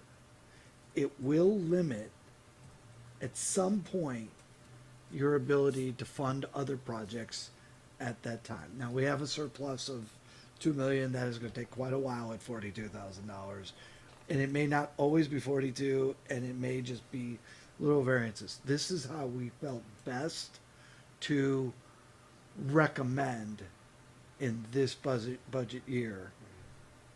And we did not want to tie the hands of the chief for filling his staffing when he needs it to be filled for what they do and how often they do it. And you think if we did take that out, it still doesn't tie his hands? A lot less than taking a position away from him to be filled.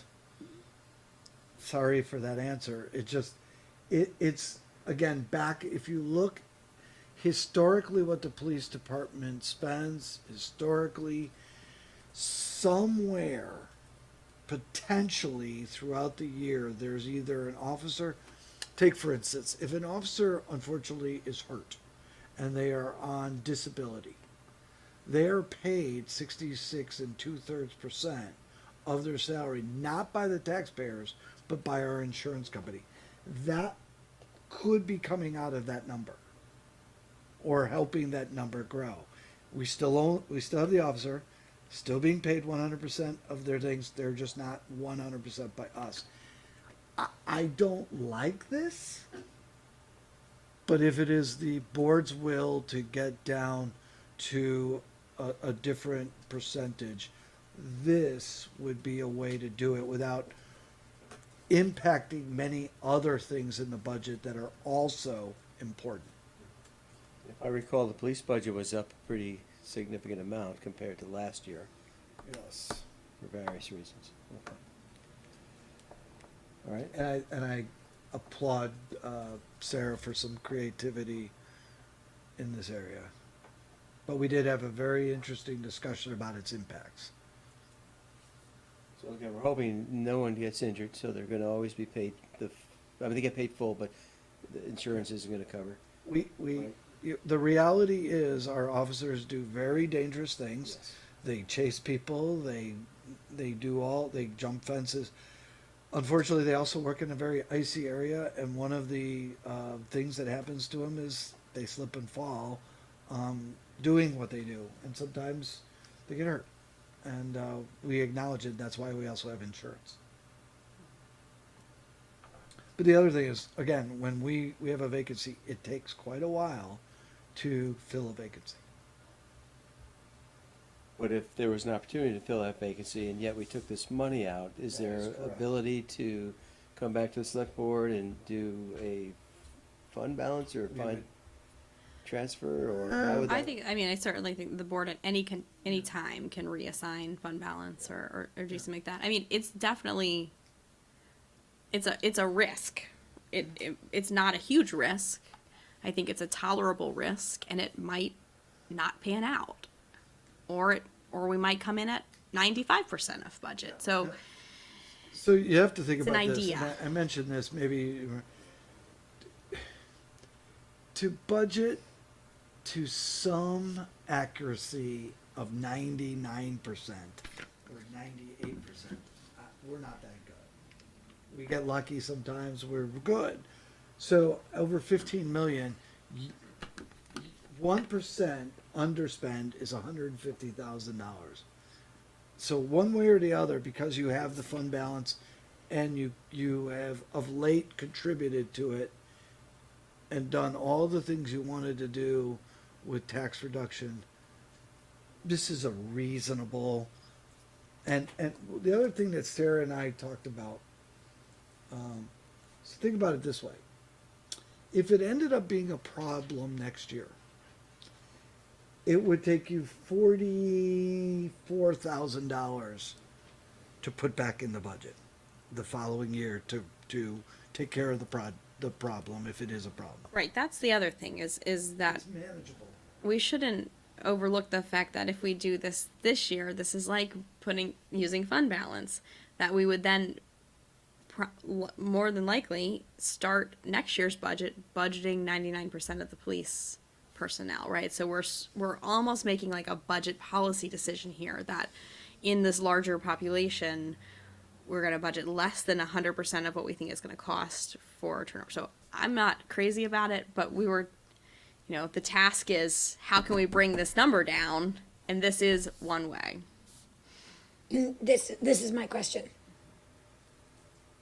How do you, like, literally, I want to know, can I ask you that? Is that okay? Please ask the I really want to know how you personally feel, because I really think you know so much about all the inner workings of all of this, and I trust you implicitly, thoroughly. I appreciate that. I think that the budget as presented, the expenditure budget with the few changes, was very well put together, and that it is representative of hours and hours of lots of people's time and consideration about what are the challenges that we're facing as an organization. I see where you're going. And what do we need to address those and to do it well and efficiently.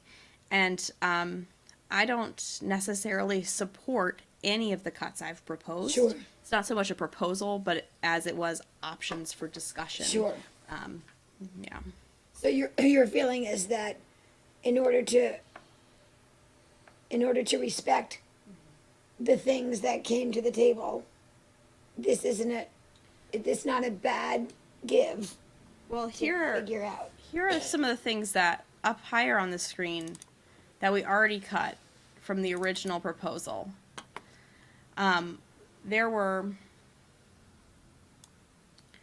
We had talked about, there were increases. I gotta open this all the way so I can read it. New and enhanced security from IT. The original proposal was $53,000, and we cut that in half. And we took some of the one-time costs and we put them against fund balance. The part-time economic development employee was originally proposed for the entire year. We cut that in half to start mid-year. Dennis's request was a $27,000 increase to the salt and sand budget. We had a hell of a year last year with salt and sand on the town and the village side. On the state side, I can't imagine that there's a municipality in this state that didn't blow their salt and sand budget last year. But we cut that request in half. There was the original increased cost to the Howard Center was $21,000.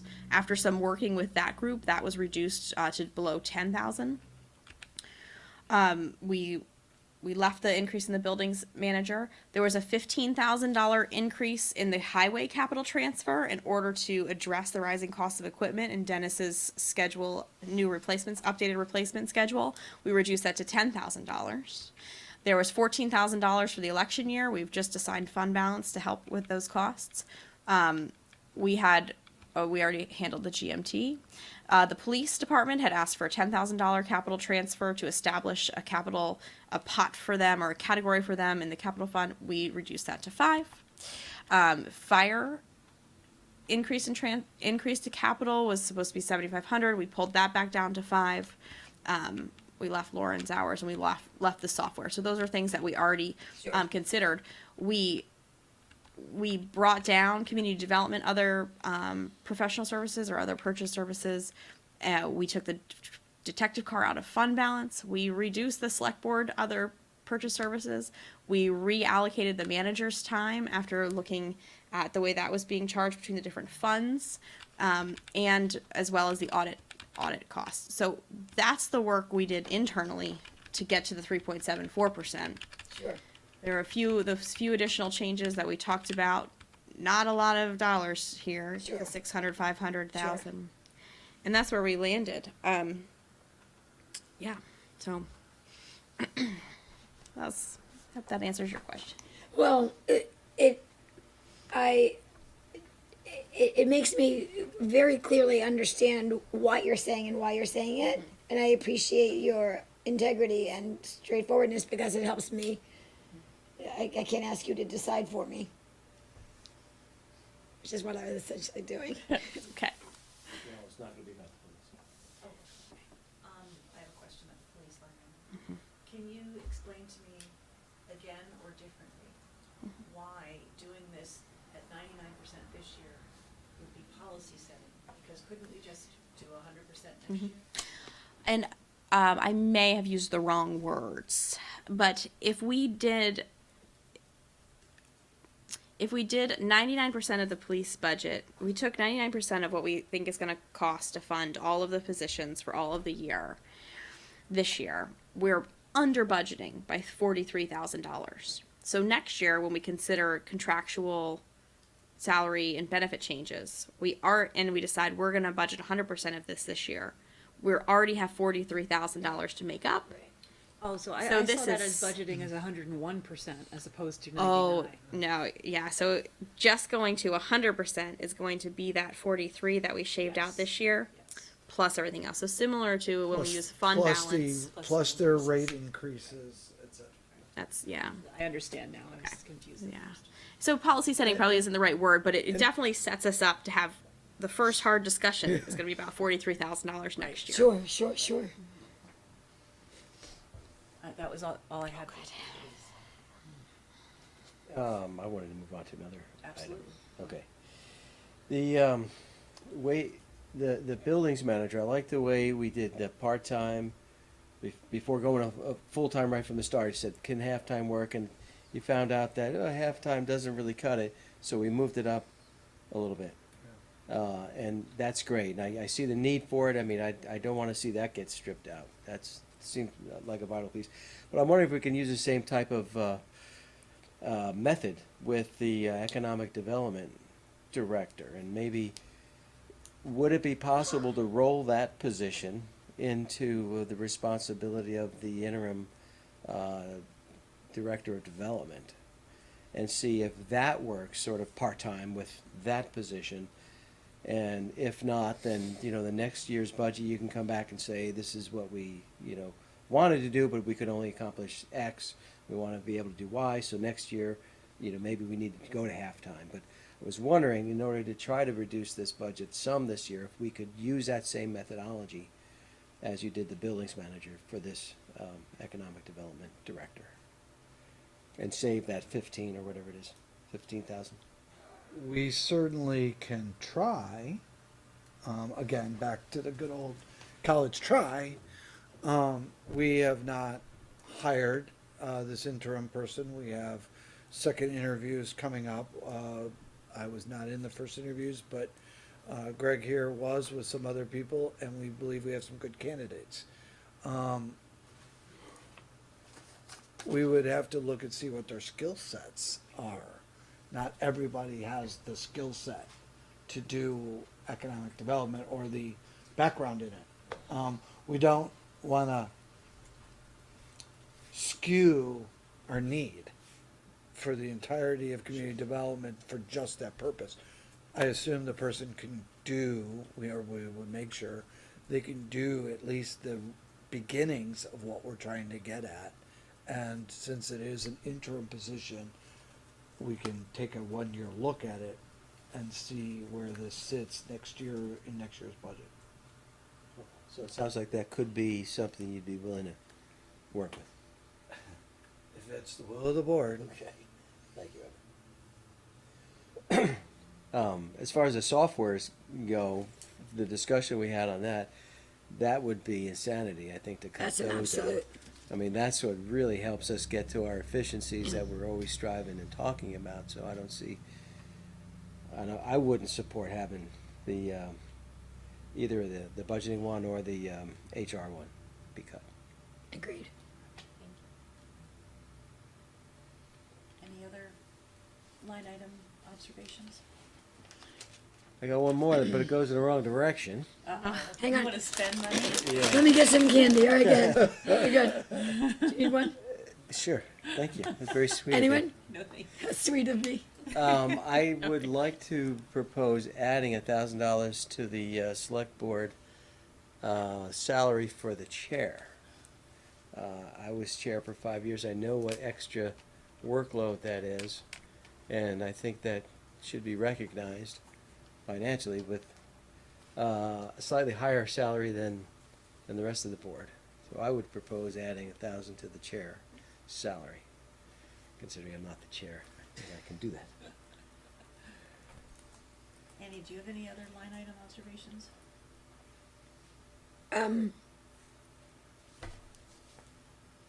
Can you slide me back up where we were? I can. Thank you. Formatting gets a little wonky. Oh, thank you.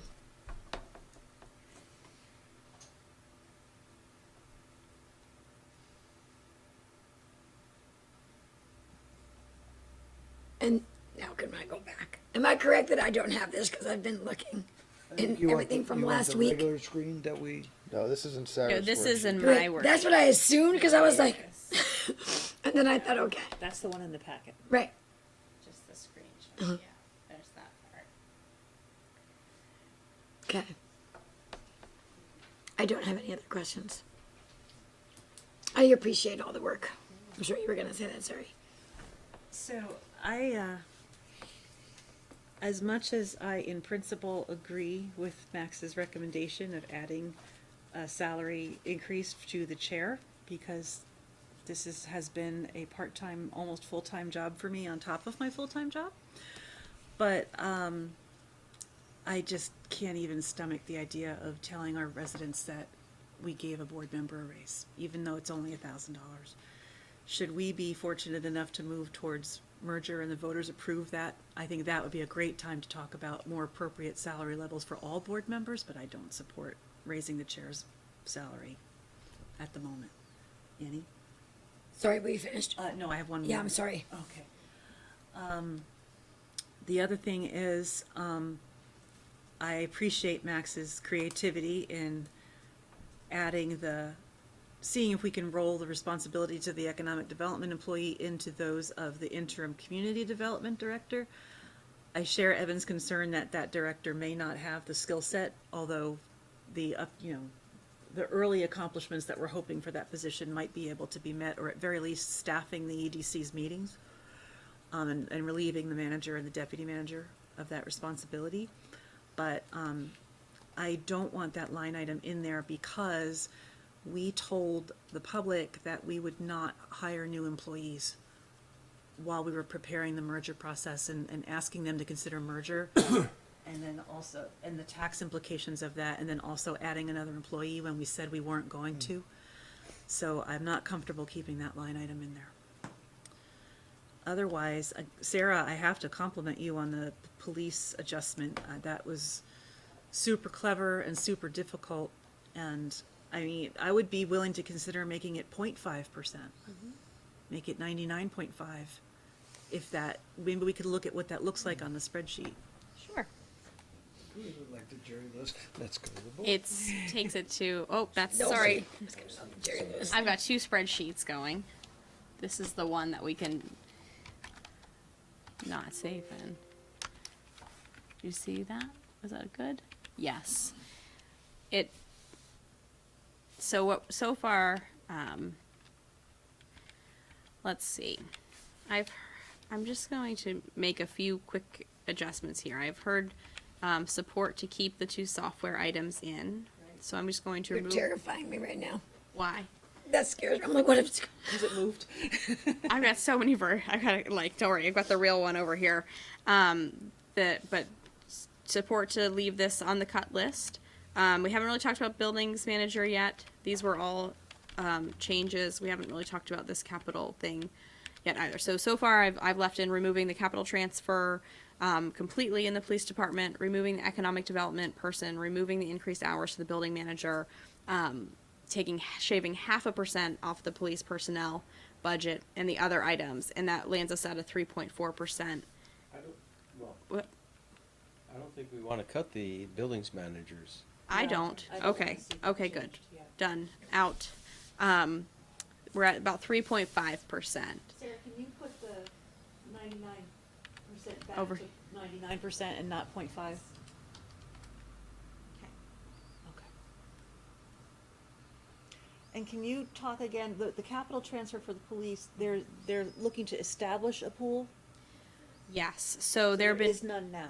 There is not a regular operating transfer to capital for the police department. So in the town, the capital fund is funded in a couple of different ways. The primary two are the 2-cent capital tax, which gets allocated based on department head requests annually, and then operating transfers to capital. So you'll see the IT budget, the assessor, community development, highways, and fire and recreation all have regular operating transfers to capital that help fund their capital needs. The police department does not have that. The police department purchases its vehicles and its operating budget because by nature of what they do, that is actually, believe it or not, a recurring operating expense. And then I know on budget day, Chief Gary was talking about their other large expense really being radios, and historically there have been grants for that equipment, and there are no longer grants for that, and some needs there. This year in the capital budget, Chief Gary had put in a request, 2 different capital project requests, both of which received some funding from the 2-cent capital tax. It would not be a death blow to remove this. Those were both funded partially by the 2-cent capital tax, and the select board just authorized a large transfer out of the assigned fund balance to capital, some of which could then be reallocated to take the place of this in this year or in future years when those needs become more apparent. Can we see what it looks like without that? Mm-hmm. I don't expect it to move the needle much, but. 3.42 versus 3.38. Yeah. Really get on there. That's a cut. Yeah. Mm-hmm. All right. So there's 3.38. 3.38. Can we live with that? I can. So, No, understood. yeah. Okay. Yeah. Okay. I just want to look through my email and make sure that Andy, I don't have any particular comments from Andy. I think you addressed all of them, Sarah. I just want to make sure that we've got everything. Yep. Yep.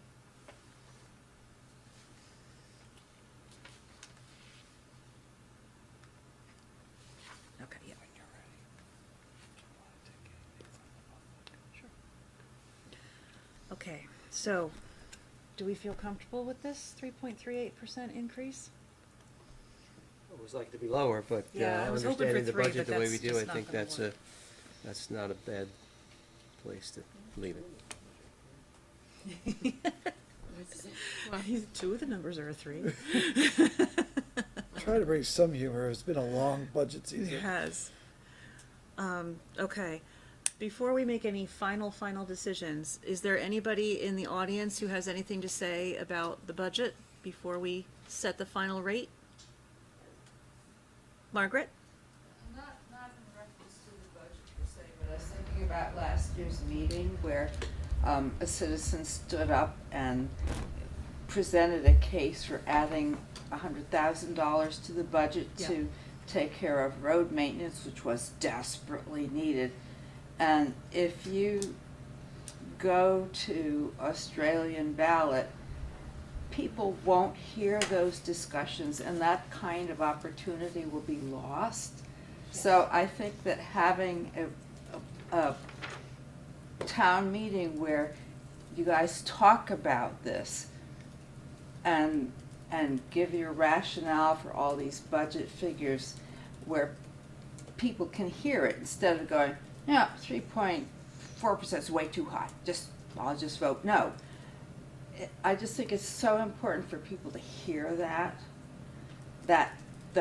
these discussions that you guys have been having and the information that you have that isn't there in that little number.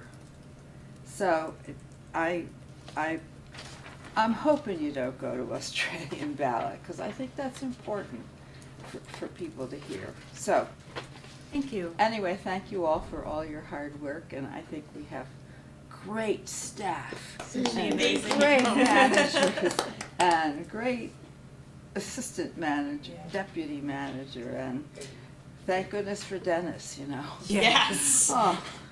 So anyway, that's my 2 cents. Just so you know, if we were to go to Australian ballot, we would still be required to have a public hearing to talk exactly like this.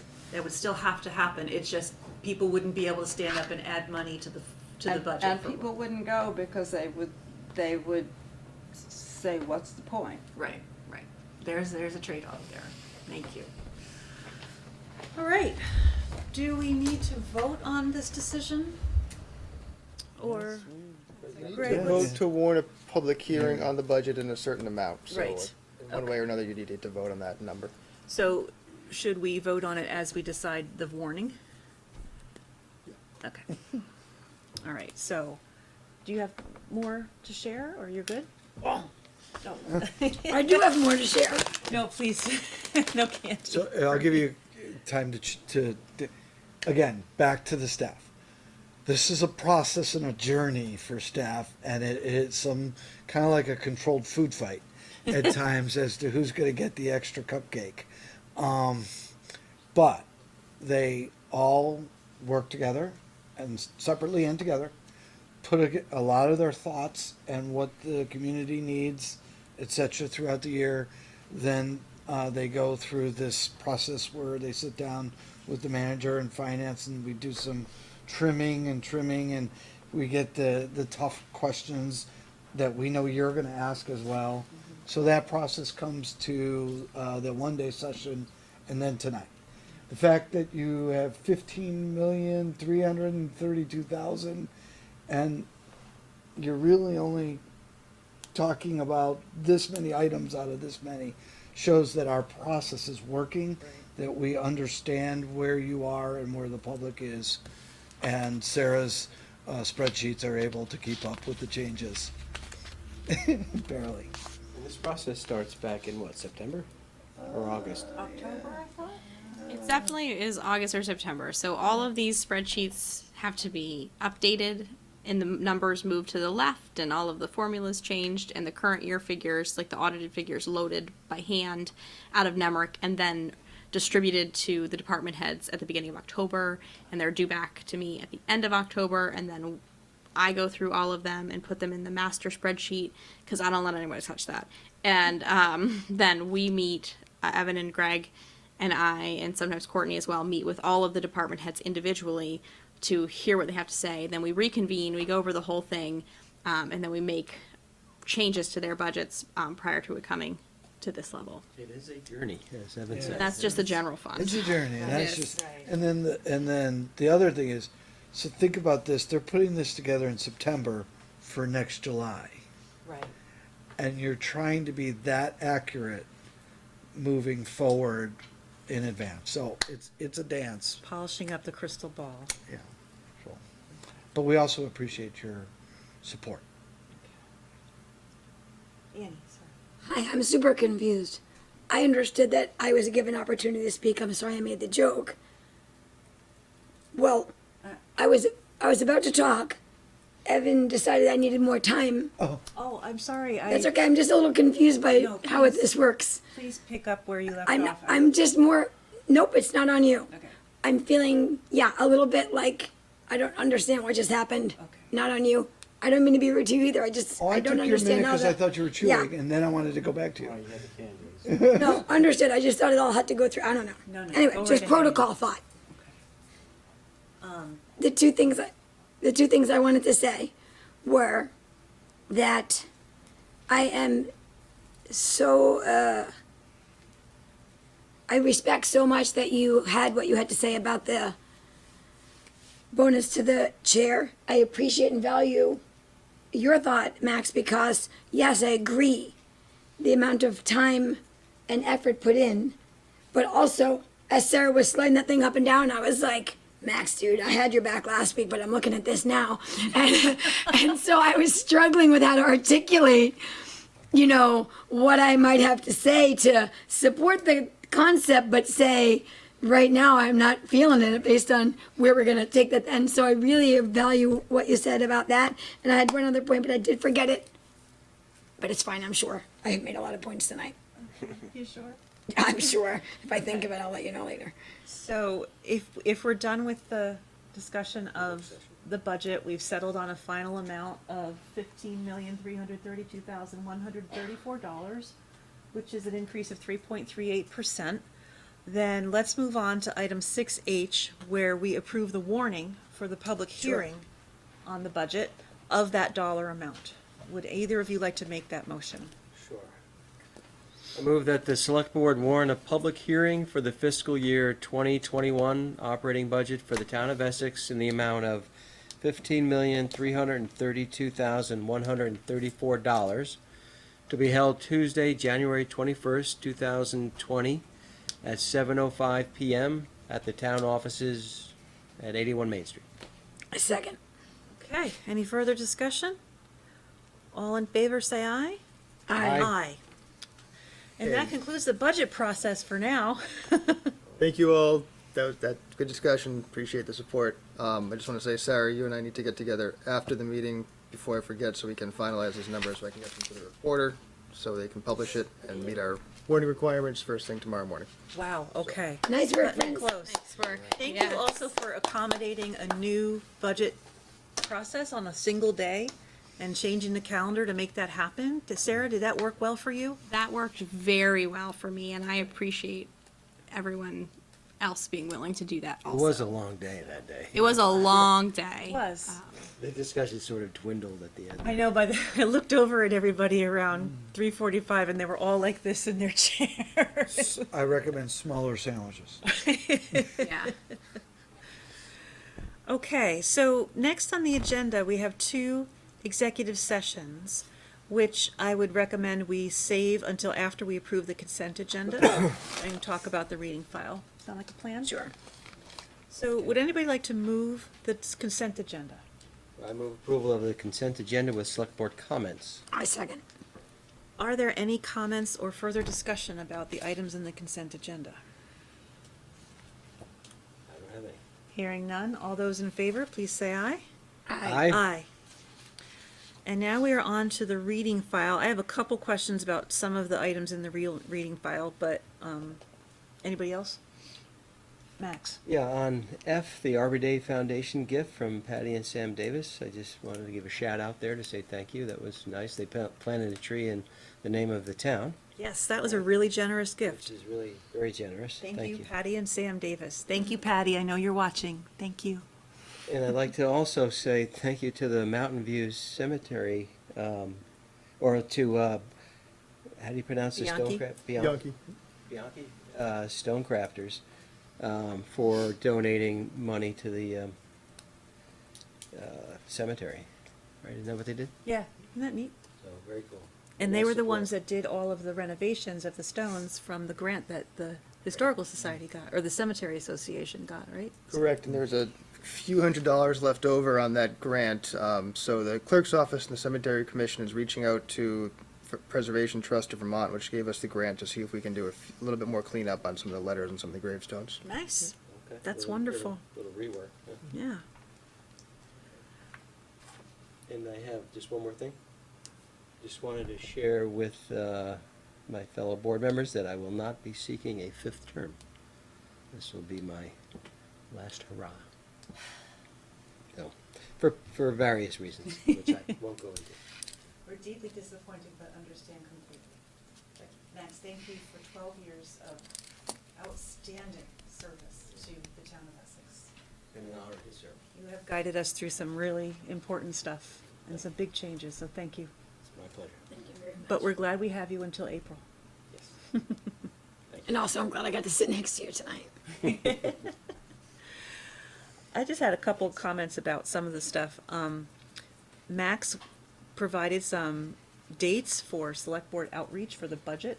And so Annie, what we do every year is when we finish the budget process and it's all ready to go, we go out to basketball games, hockey games. Sure. And we put a little table up, or sometimes we just stand in front of the auditorium or the gym and ask folks if they'd like to talk and hand out flyers and stuff. Sure. So, if you wouldn't mind, and I would say this to Pat and Andy too, take a look at that and pick some dates. And Sure. next meeting, January 21st, be prepared to commit to something Sure. that you can do.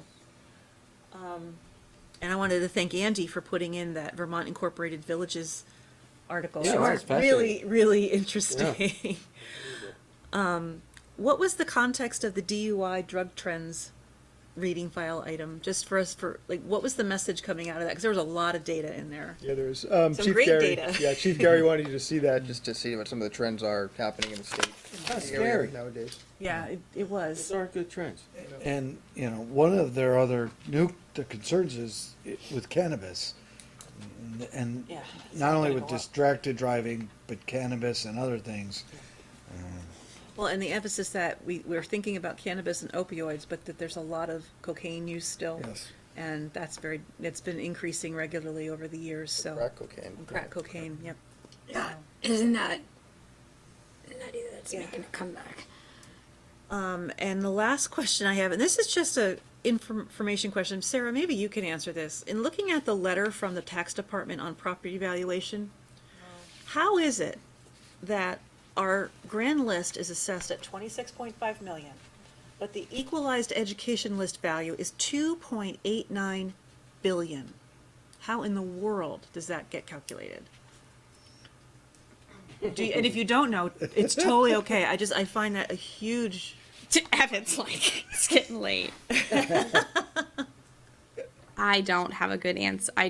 Karen could answer that better. My gut says, is one of those with the factor of 100 and the other not?